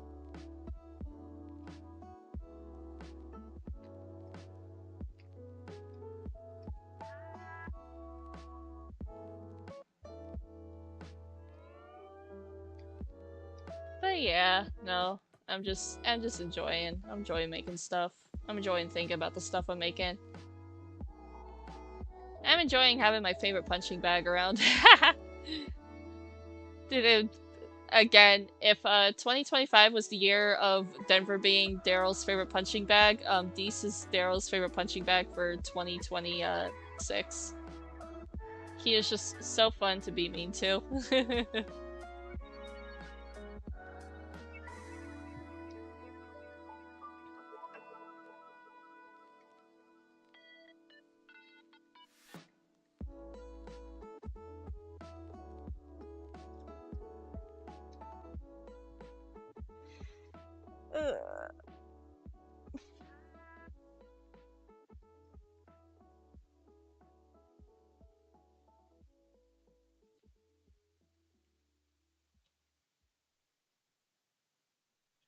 Oh no, I accidentally hit the...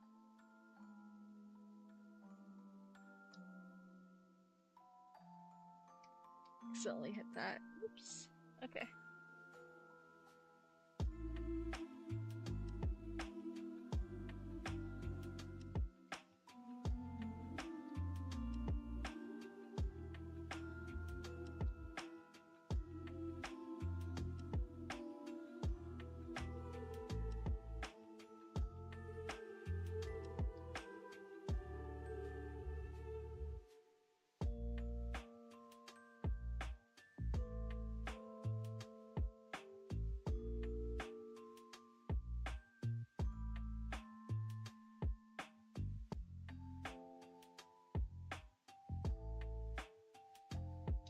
He's just so punching baggable to me.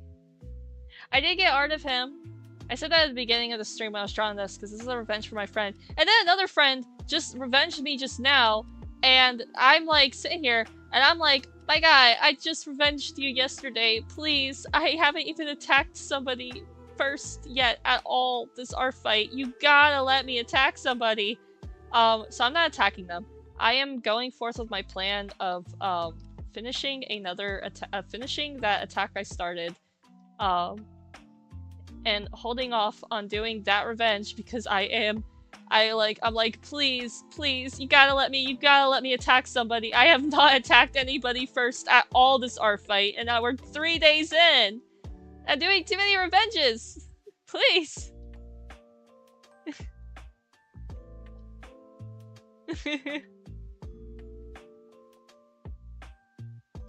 And the only reason I'm revenging back is because this is a buddy of mine. So like this is one of the like 3 people who I do revenge chains with.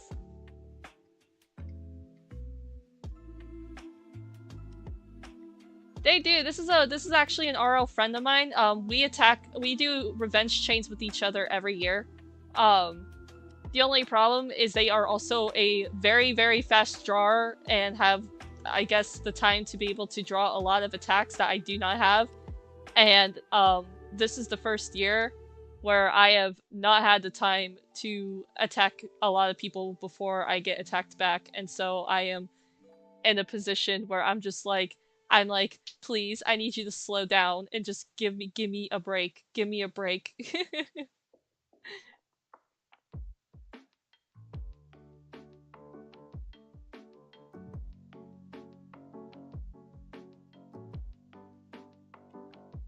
Well, there's nothing wrong with being a fast drawer. I just noticed, like, these days I've slowed down a lot with, like, my art. I'm not as fast as I used to be. But, like, I'm also just like, I have a full-time job and a part-time job. This is my first day off in, like, 2 weeks. I need a chill pill. I want to be able to attack other people too. I don't want to just do revenges.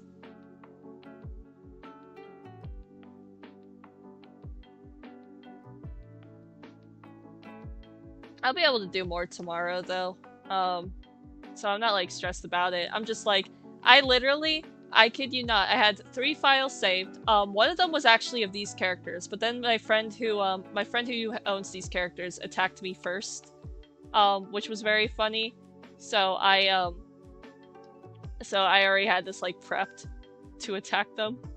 But then the other one, I have one that's like is partially sketched. It's not fully finished sketch, so I'm hoping I could at least get like some of the sketch done tonight.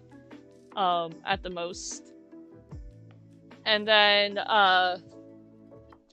thank you. I also have another one that I haven't started, but I have a file and a ref saved, and I know I definitely am not going to be able to get that one done tonight, but yeah, no, I want to get some attacks done. I want to be able to attack people too.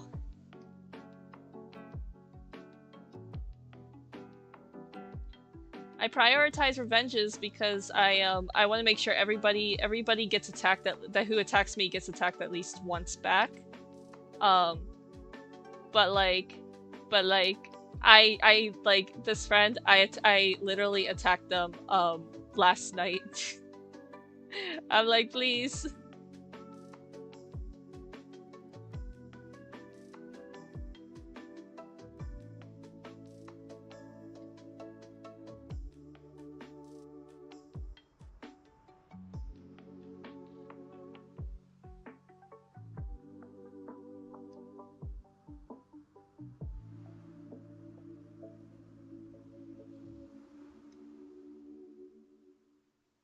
But yeah, no, I'm not gonna revenge them right now. I'm gonna wait until I at least get an attack or 2 in, because I really want to draw 12. I've been wanting to draw 12 since last star fight. Didn't get the chance to because I just did not have the time. And now it seems like everybody in the world is determined that I do not get to draw 12 at all.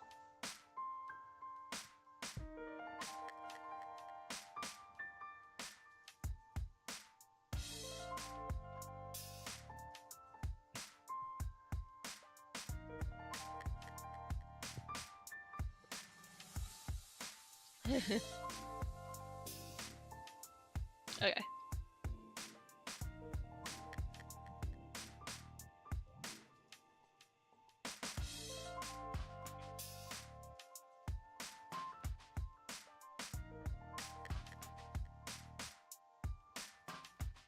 But yeah, no, it's very funny though, at least to me, because the one thing is that everybody who's attacked me so far this year has been somebody who I already planned on attacking. Like I said, I had this file already set up and ready to go, when my friend, attacked me first, so I was just kind of like, oh, hey, that's convenient. Um, and start and just like adjusted the file because I was gonna draw something different with these characters first, but then I was like, I don't really like the idea I have for that, but I like the idea that I have for this, so I went with this instead. Um, and then let's see, I have Hot Cockroach Lady from Ghost Chunk Sickness that I want to draw, and then there is 12 who I also want to draw, and those were the files I originally had saved. And then I got attacked by a friend of mine who's also a webcomic artist. But they do a World at Warcraft webcomic, and I don't know anything about World at Warcraft, but I have been reading their webcomic. And they have this one character, and I drew him, who is like Wet Cat, but an asshole. And I don't know anything about World at Warcraft, but like he intrigues me. I like him. So I drew him. And then I finished one attack for I did a revenge for the friend who just re-attacked me last night. And so I'm just like, please, mercy, please. Let me get some of my other work done. Gosh darn it. Yeah, but then I have like another almost 30 refs saved. So I'm just gonna be grabbing those. Like, I have, this year for Star, just because I attack Star every art fight. I don't think she's ever going to attack me back, which I don't really care about, because I think I went on a rant about this, earlier, but, like, I use art fight as an excuse to draw characters that I just don't really have the time to draw, because I always make time for art fight every year. So, like, if there's characters who I'm like, I want to draw art of them someday, but never do, I use art fight as an excuse to actually sit down and do it. So this year I'm drawing Leon, because I haven't drawn Leon yet. And so I'm like, I want to draw Leon. Maybe draw him with Laz, possibly, maybe. So, that's what I do. Because if I spent all my time doing fan art, I'm never going to get my original stuff done. July is the time where I'm like, I can draw everybody's OCs that I want to.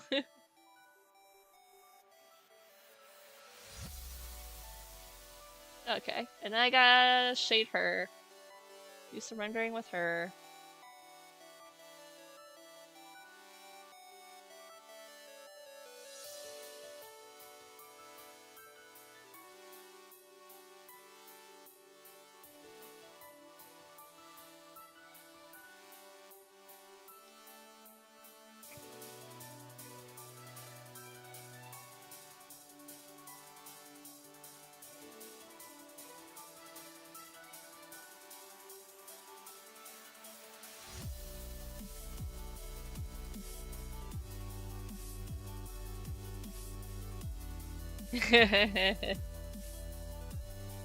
Yeah, no, I am screaming eternally, constantly. Don't you worry.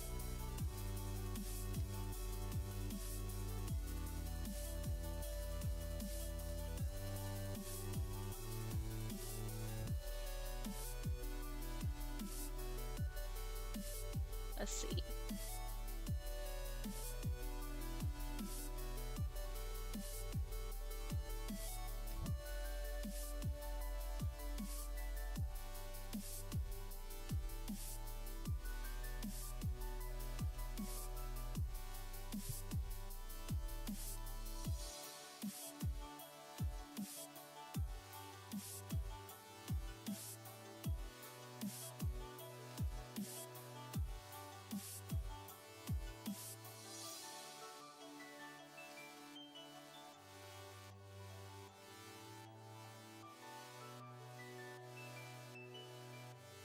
Where should I put the other one at?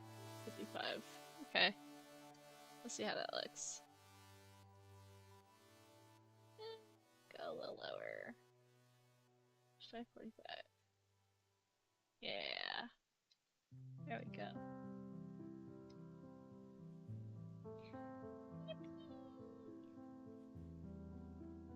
Hold on a second. I want to do.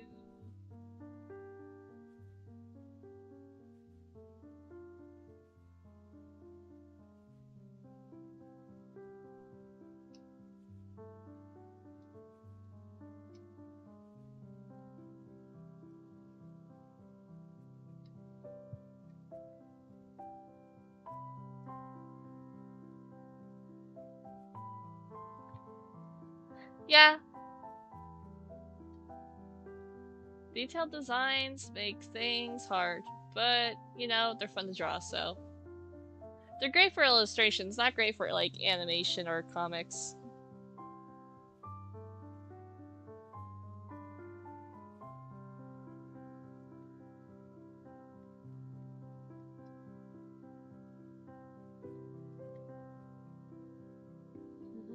Let's see. Merge these together. Get rid of these. And I want to see if I want to do like a retro action with these. Let's try.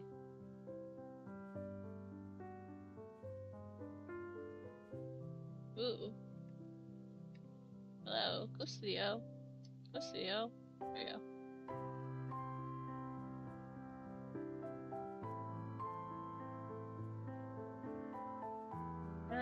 Probably. Careful how this looks. Try this one. No.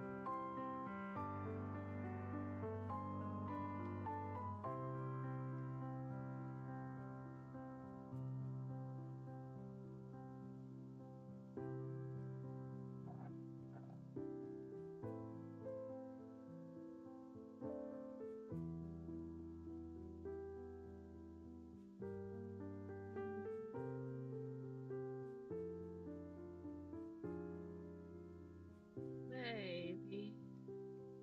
Try this one. Ooh.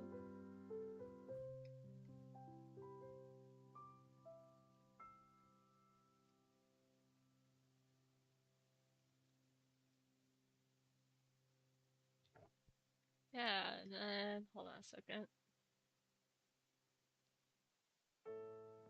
Put this one down a little bit.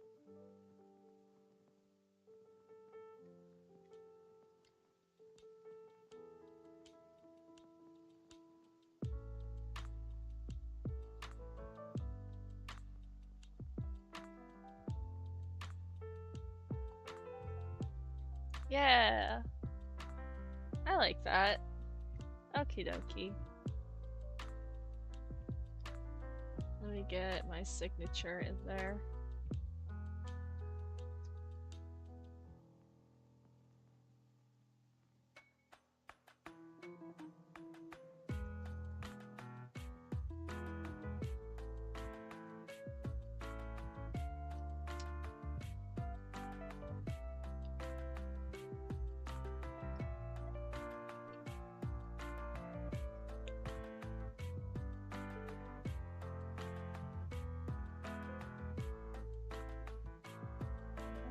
Yeah, no, I usually listen to something while I'm drawing or watch something.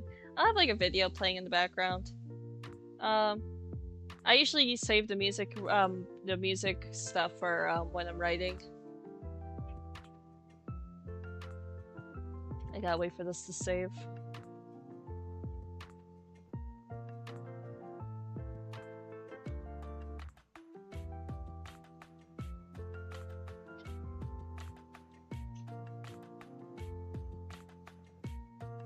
There we go. And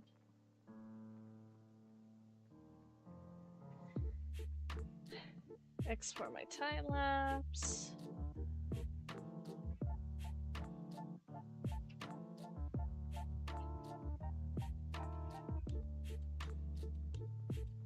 I got way too many time lapse saved. I need to figure out what to do with them.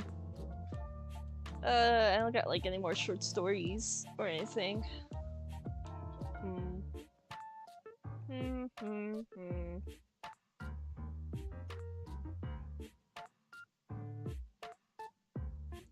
I'm also waiting for something to save, so I gotta give it a minute.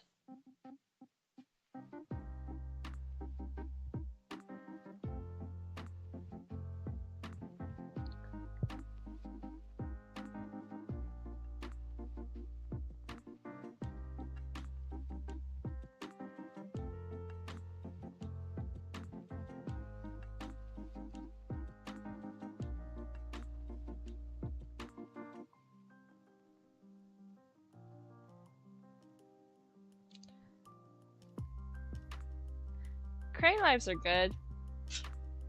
Crane lives are good. I listen to a lot of Yayloker and Rabidology at the moment. I would say, like, if I had to, like, pick a music artist to do the music for a Shendo, I would probably pick Rabidology.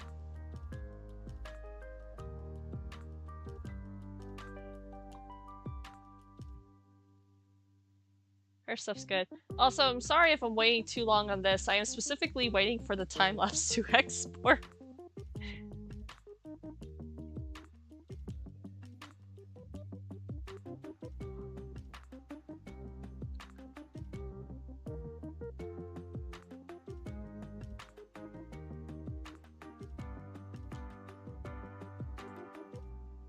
Yeah, Yayloker's music's very good.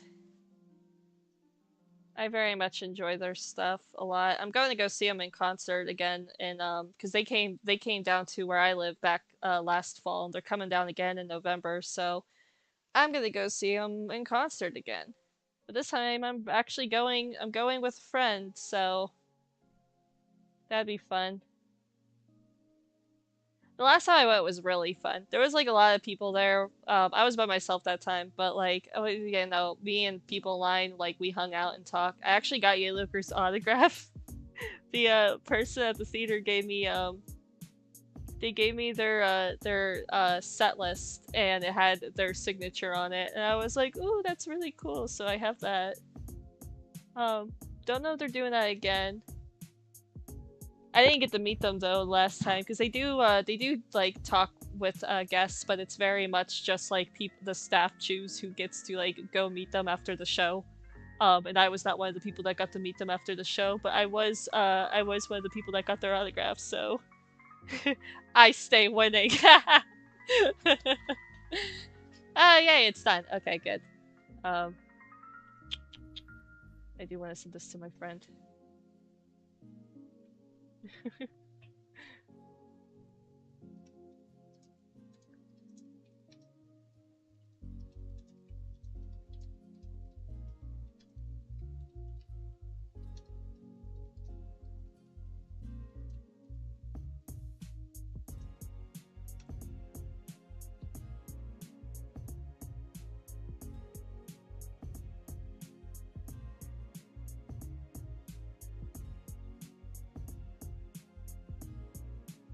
And then I am sending this to my friend.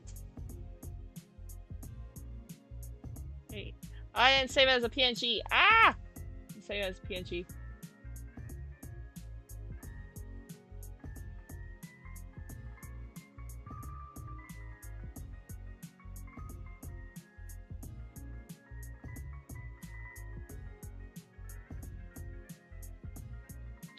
You could always get headphones. I have earplugs. So here's the thing: is you never want to go to a concert without earplugs. You can like I made the mistake of forgetting my earplugs when I went to go see Yayloker, and Yayloker only plays like their, I think it's a mandolike or something. It's like a whatever their instrument's called. But I forgot, like that was the only instrument that they played in the concert. And I still had my ears ringing for like a couple days afterwards because I made the mistake of not bringing my headphones with me when I went to go see them at the concert.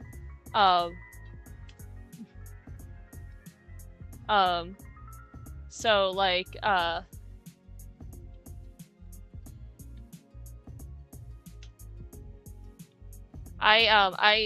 definitely think that Oh god! Oh god! How many people? What the fuck? I am never going to be able to get this fucking attack done! God damn it! Hold on a second! Help! Help!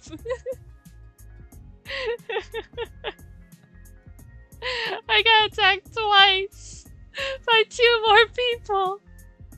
Please. Yeah, I mean, like, I've been to other concerts before, and I've been to other concerts before, and I no, I've been to other concerts before, and I had what was it? Um,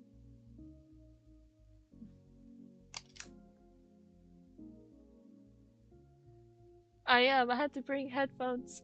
I am screaming, crying, sobbing. Please, I just want to be able to do one attack. That is it. You know what? I'll deal with that later. I'm getting this attack done, god damn it. I'm going to sit and I'm going to draw 12. Hold on a second. I need to delete my bookmarks. I actually do not need to delete my bookmarks. I completely forgot to actually post the attack. Gosh darn it. Let me post the attack really quick. Yeah, so I'm drawing 12. Hello, hello. I'm dying. There we go, there's lemon. I need the milk. Okay. And she is a full body. And then I also need lemon. He is also a full body. And I need... Nope, wrong one. I need honey. He is also a full body. And then revenge. I know I need a revenge. I know I need to put the username in first. Please, people, please.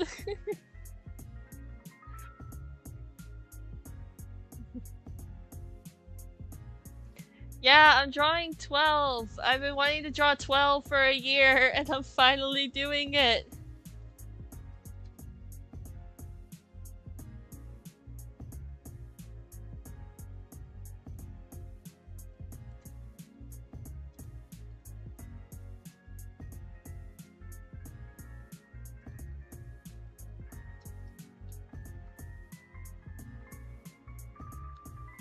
Okay.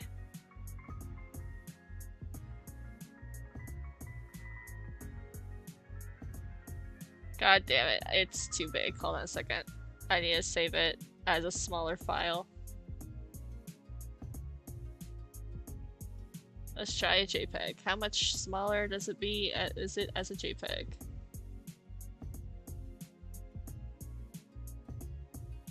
Still too big. Okay, let's change the canvas size.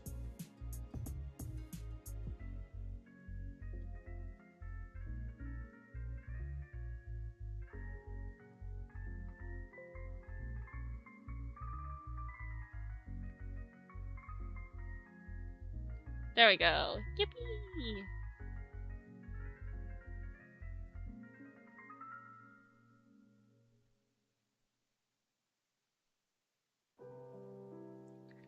Oh, I have no idea. I have no idea about fireworks for me.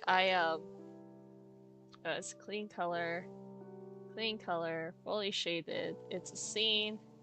And there was some polish. Yay.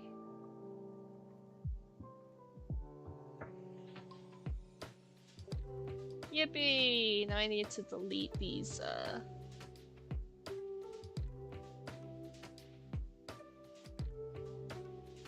Where is it? Bookmarks. I need to delete these characters from my bookmarks so my bookmarks is similar. Yeah, where I live, I don't know how bad, I don't know how bad fireworks are. Okay, there we go. Gotta delete her from it, and then I gotta delete him because he was the last one I forgot to delete. Okay, there we go. Get out of my bookmarks. There we go. Yippee! And then we'll think about those 2 attacks I just got later. We'll think about them later. Because I want to draw 12. There we go. I'm drawing them now. I'm very... Yay. Yippee.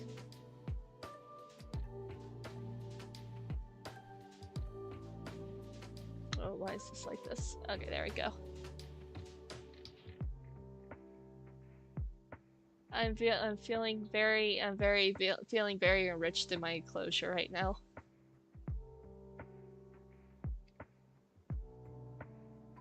Does 12 have a nose? Hold on, wait. Let me pull up. Oh, speaking of fireworks, I just heard one go off.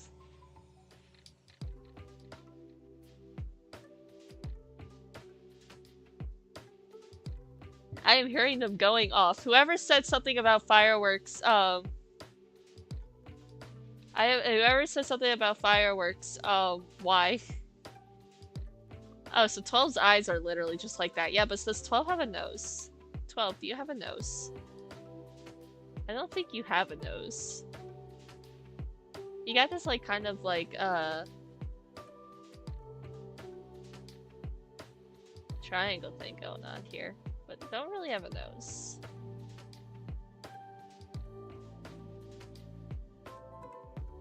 Oh, they're a little freak and I love them.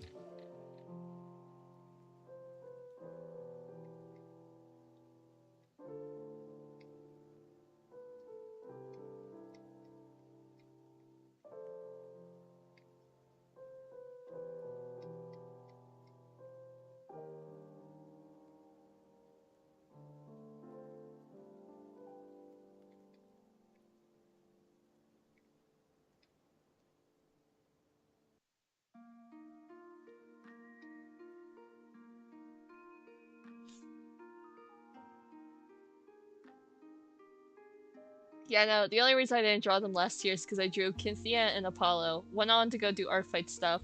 Then near the end of art fight, I was like, actually, you know what, I really want to draw 12.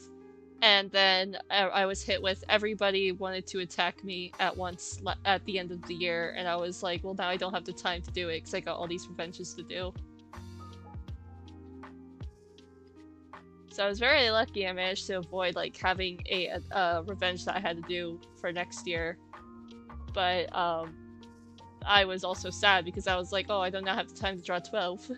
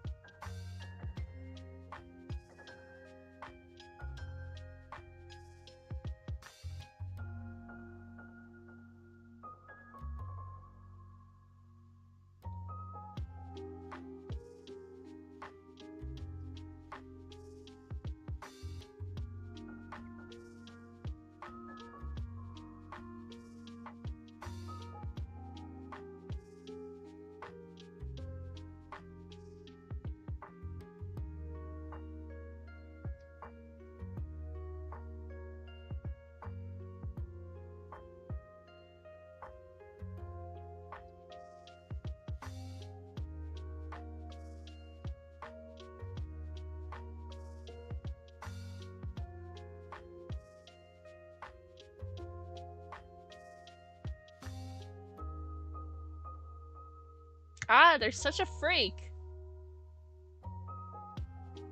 Just like I like freaks like this.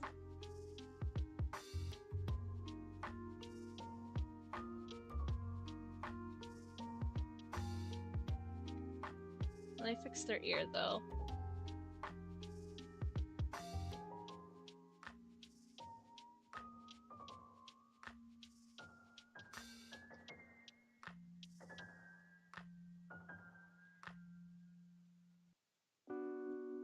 How does the side of your hair work? Oh yeah, you get that long hair thingy, but is it on both sides or just the one side? Oh, they got like a kind of like ponytail thing going on. Okay, okie dokie. You know what? My sketch was blocking it and I just could not see it. Doy. One of the downsides of sketching on top of your reference sheets is just ignoring complete details like that. But I also like it like this because I don't have to keep switching. I have to keep switching screens. So it's kind of like I live with the disadvantages of doing shit like this.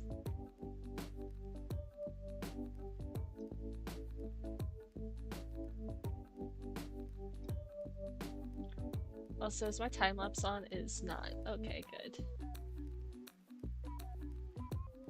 I usually only I don't turn it on during the sketching process.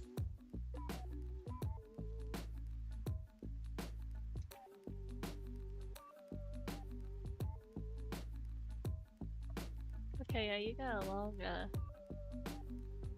long ponytail thing. Hold on a second. Okay, there you go. Now I can see how gravity works.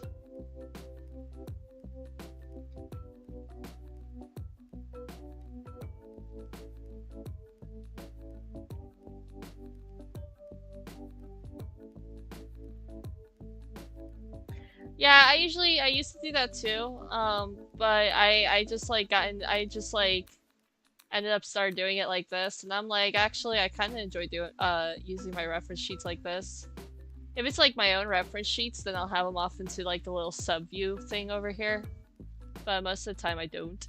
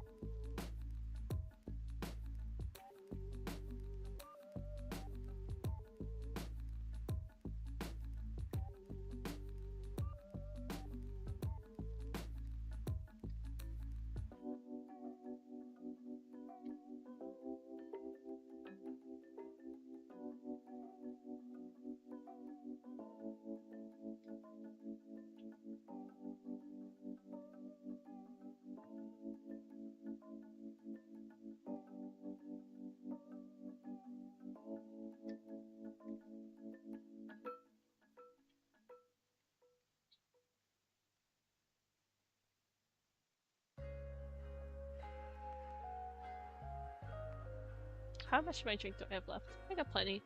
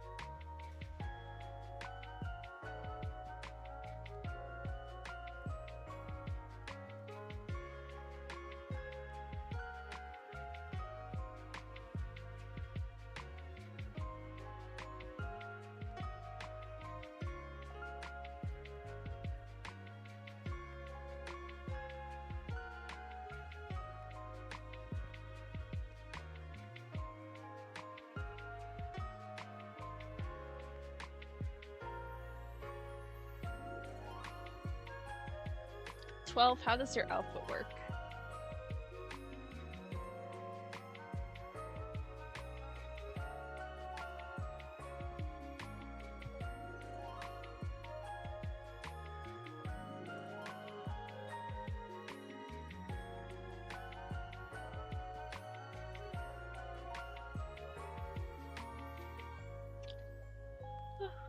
Okay.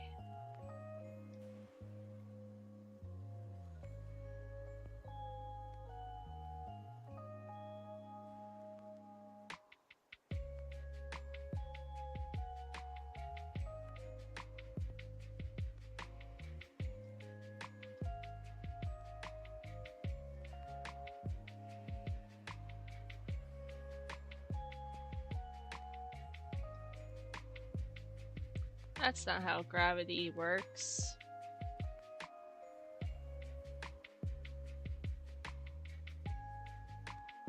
There you go.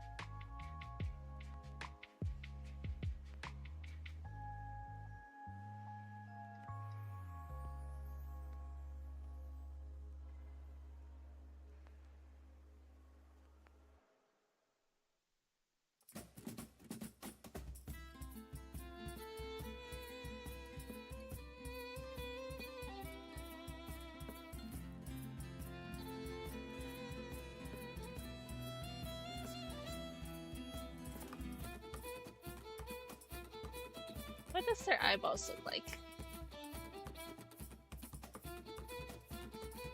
Oh, they also look like points.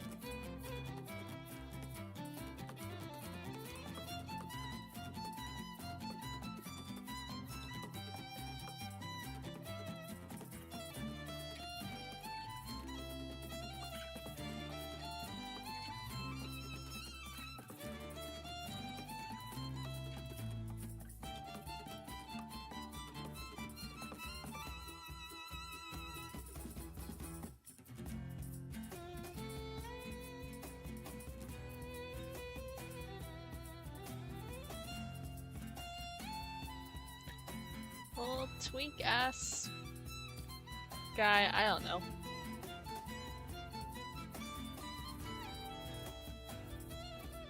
I want to say that they got hips that don't lie, but they really don't. They're built just like me. They're built just like me. They're built just like me, except I don't have big tits or eyeballs. At least ones that are on my face. That aren't on my face, sorry. Oh yeah, and then they got the spiky things all over their body, huh? This design is so cool.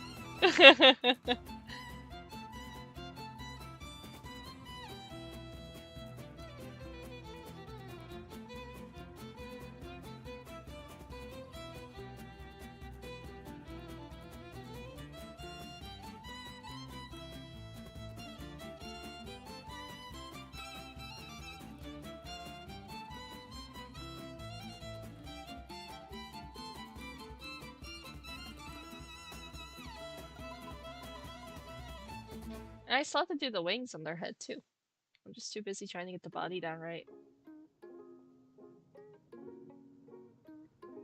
And it's like they got a pattern of like big spikies and little spikies. It looks like it goes down their side of their leg. Yeah, okay.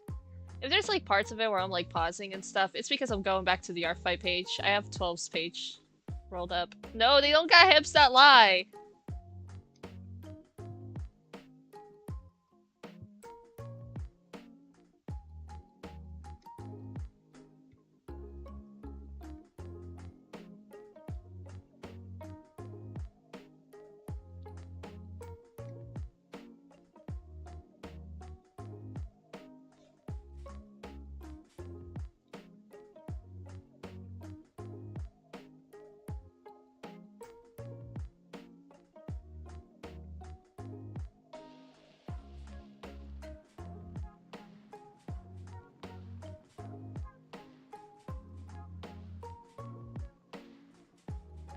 Okay, now the wingies, which I'm actually gonna take the under sketch off for.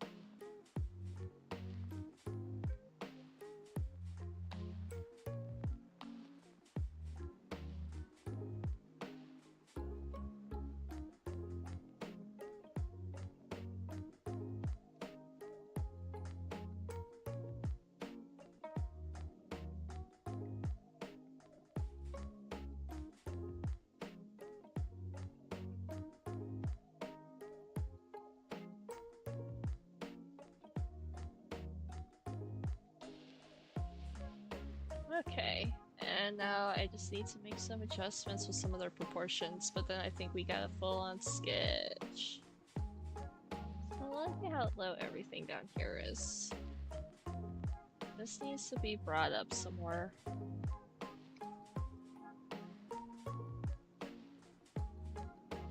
And then...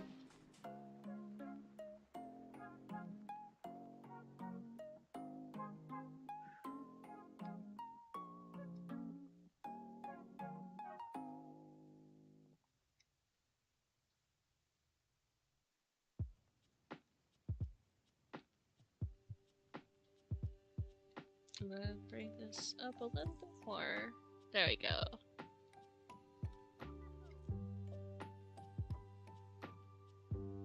And I want to fix their tits, because not 100% satisfied with that. Forgive me, I am asexual and I rarely draw a titty. But here we are.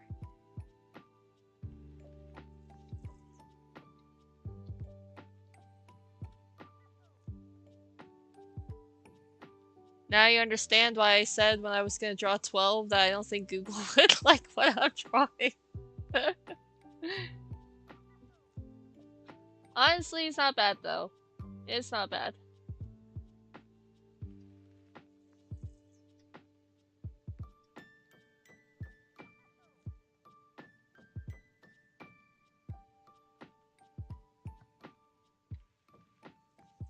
I want to adjust that one.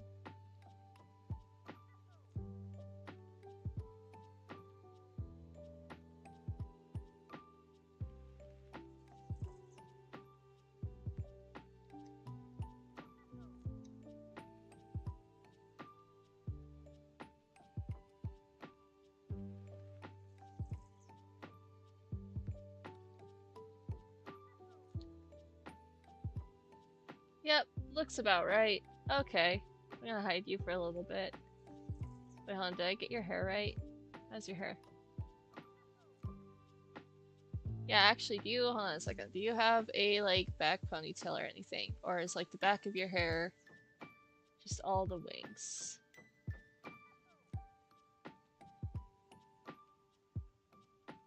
Yeah, it's just all the wings. It looks like...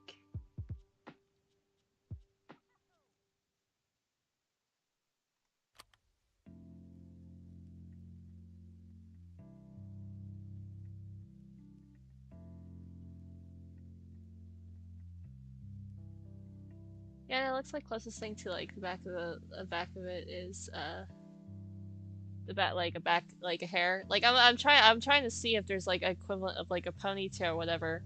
But it looks like the equivalent, the like closest thing that's there that they have is the wings. So.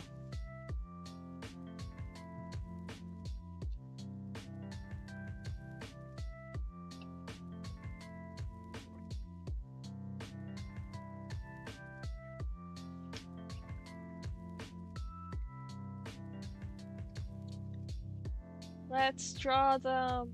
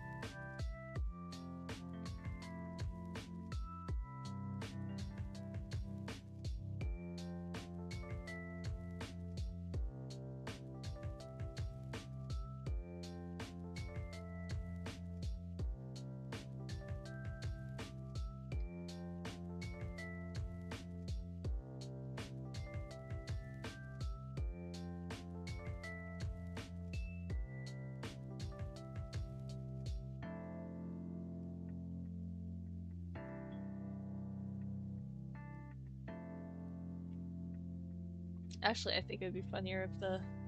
Yeah, I like that better.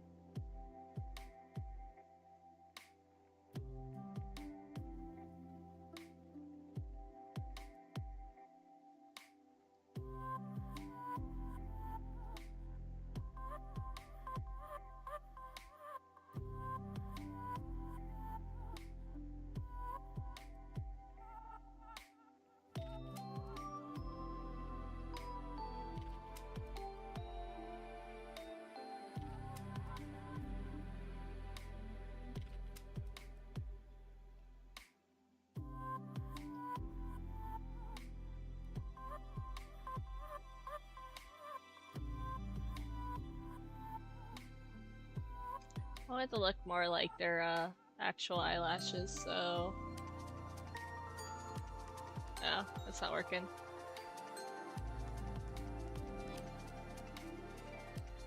Hold on a second.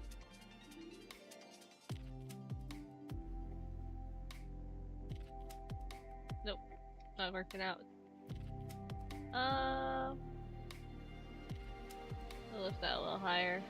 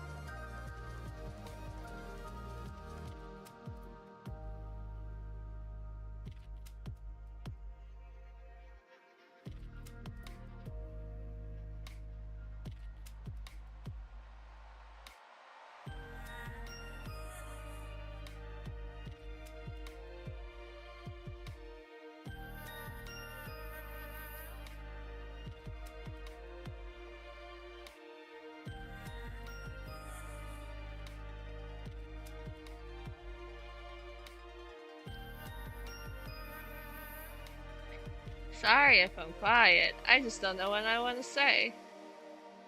I'm mostly just vibing and just like getting lost and doing the line art.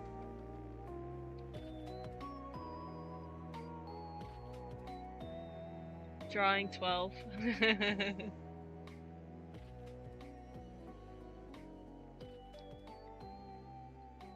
Especially since it's like, almost 10:30. I would like to get this done though before I go to bed. I don't know if I'm going to be able to, but I'd like to.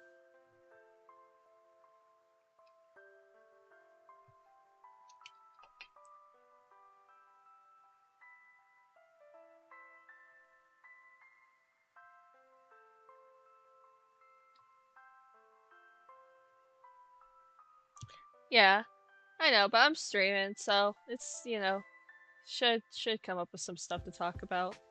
So I went on a whole bunch of rants of a bunch of things. I guess I could talk about what my next video is. I know I talked about it. I talked about like one of the ideas that I wanted to do next week. Well, I've kind of like I decided that I was going to do through the thing I was talking about last week about something that I've been wanting to start for a while, which was just like taking the time to talk about doing certain parts of a comic, but through the lens of like not specifically like tutorializing like this is how you're supposed to do it, because it's very like in terms of like comics, I think making a lot of like stuff for comics is very subjective. It very much depends on what you want to get out of your webcomic, or just comics in general. So, instead of focusing on like, this is how you do it, taking a direct approach of being like, this is like the basics of how to do the thing. Let's see how other webcomics have done it, so you can get ideas about how you want to do it. Just because, like, I could do a whole tutorial about making a comic page the way I make InHarmony pages. And, you know, there's probably going to be people who are going to find value in that. But if you're somebody who's like, well, I don't want to make an InHarmony style webcomic, I want to make a, like a webtoon scroll style webcomic, but you don't really talk about that in your video, then, like, you know, that's lost on somebody. So it's like, kind of like, so like my topic that I want to do for this one is specifically about paneling. because I think about comic paneling a lot. It's one of those things in like my webcomics that like I experiment with, but I'm not quite where I want to be with like making paneling that I'm satisfied with. And like I don't think my paneling is bad. I just think it could be a little bit more interesting sometimes. So I'm like always thinking of ways to make it more like, you know, cool and like nice to look at in ways that like I think will heighten the story a lot more. And I have done some stuff like that in terms of like if you like look at my sketches to my final panels sometimes you can see like those adjustments being made. But yeah, I'm like well, one of the best way to learn about how to do something is to see how other people do it and then figure out what you want to do with your stuff and like mimic what you see that you want to do in your own work. And so I want to do a video about comic paneling, and I want to like specifically like one, you know, talk about like, you know, this is how you comic panel. Here's like some of the best practices with it if you want to do certain stuff. Each way to do a comic has its own strengths and weaknesses. It all very much depends on like what exactly you, the comic artist, want to do with the with your comic. If you want a scroll comic, then the way that you're going to panel your comics is going to be a lot different than the way you would do if you wanted to be like a traditionally printed comic. And like I think Maddie Bites does a pretty good video talking about like at least with her discoveries about the differences in the strengths and weaknesses between like doing one or the other depending on when you're reading them and how you're reading them. Like scroll view comics are very great in terms of like showing depth in a way that comic pages can't do. Like I'm gonna be talking about this in my paneling one, but there's this it's a fan comic, but it's like in the style of an Ask blog, but like the like Asker's influence doesn't necessarily really affect too much stuff happening in the comic. It's kind of like one of those Ask blogs where it's like the Ask kind of directs like where the author wants to take the story, but not necessarily the events of the story itself. But it's a comic that's like designed to be read in scroll view, and it's a very good webcomic. It's called it's a Steven Universe fan comic. It's called Steven A Universe, or it's also called White Diamond Steven AU. But there's this one specific panel that I want to talk about in my video for it, where it's this one where they're going to the moon base, and Steven's like on using Lion to get to the moon base, and as he's using Lion to get to the moon base, there's just this part of the comic where it just like shows this like it really emphasizes like how far away like Earth is to the moon, and it does this like a couple different times. It's just very well done, especially because like at least with like using Lion to get to the moon base, it's used to show like urgency and things that are happening. And then in what was it? There's like another one where they were like when they actually do it, they do this both with the moon for both of the like things of what I'm talking about. But also just to use like depth of just like talking about like how far away it actually is from Earth to the moon. It's just a very good way of like showing that kind of depth, but it's specifically done in like a scroll view comic, not in like comic pages. However, like I feel like also like, you know, comic pages have advantages that scroll views don't have. Scroll view comics, I think it's very, very easy to get away with a lot of like more writing and less art if you wanted to. Which is the one thing I don't enjoy with scroll view comics is I do not like it when, and like with the Webtoons original, I think it's usually just because Webtoons has them on a deadline, so they're kind of like forced to do this, like, you know, burnout and all that, which sucks. But like, I don't like it when you could tell that the people who are working on a webcomic, and it's typically a Webtoons original, but they're losing steam on it because the comic becomes more dialogue and we less about, like, you know, the characters and seeing the characters doing stuff. It's like, it's just like stuff being talked about or talked at you and not necessarily like, you know, anything visually interesting that keeps me motivated to read the story. So that's just like part of those like advantages versus disadvantages that I get with scroll view versus like comic page. And like one of the things with like comic pages too is like comic pages you can do that as well. I just don't think it's as noticeable as an issue as it is with scroll view. Stretching. Did I press time-lapse on this? I didn't record the time-lapse of this. Oh well. I'm sorry, 12, you're not gonna have a time-lapse.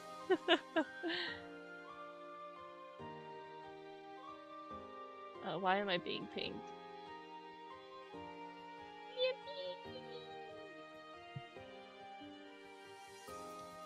One of my friends had surgery, and she's back.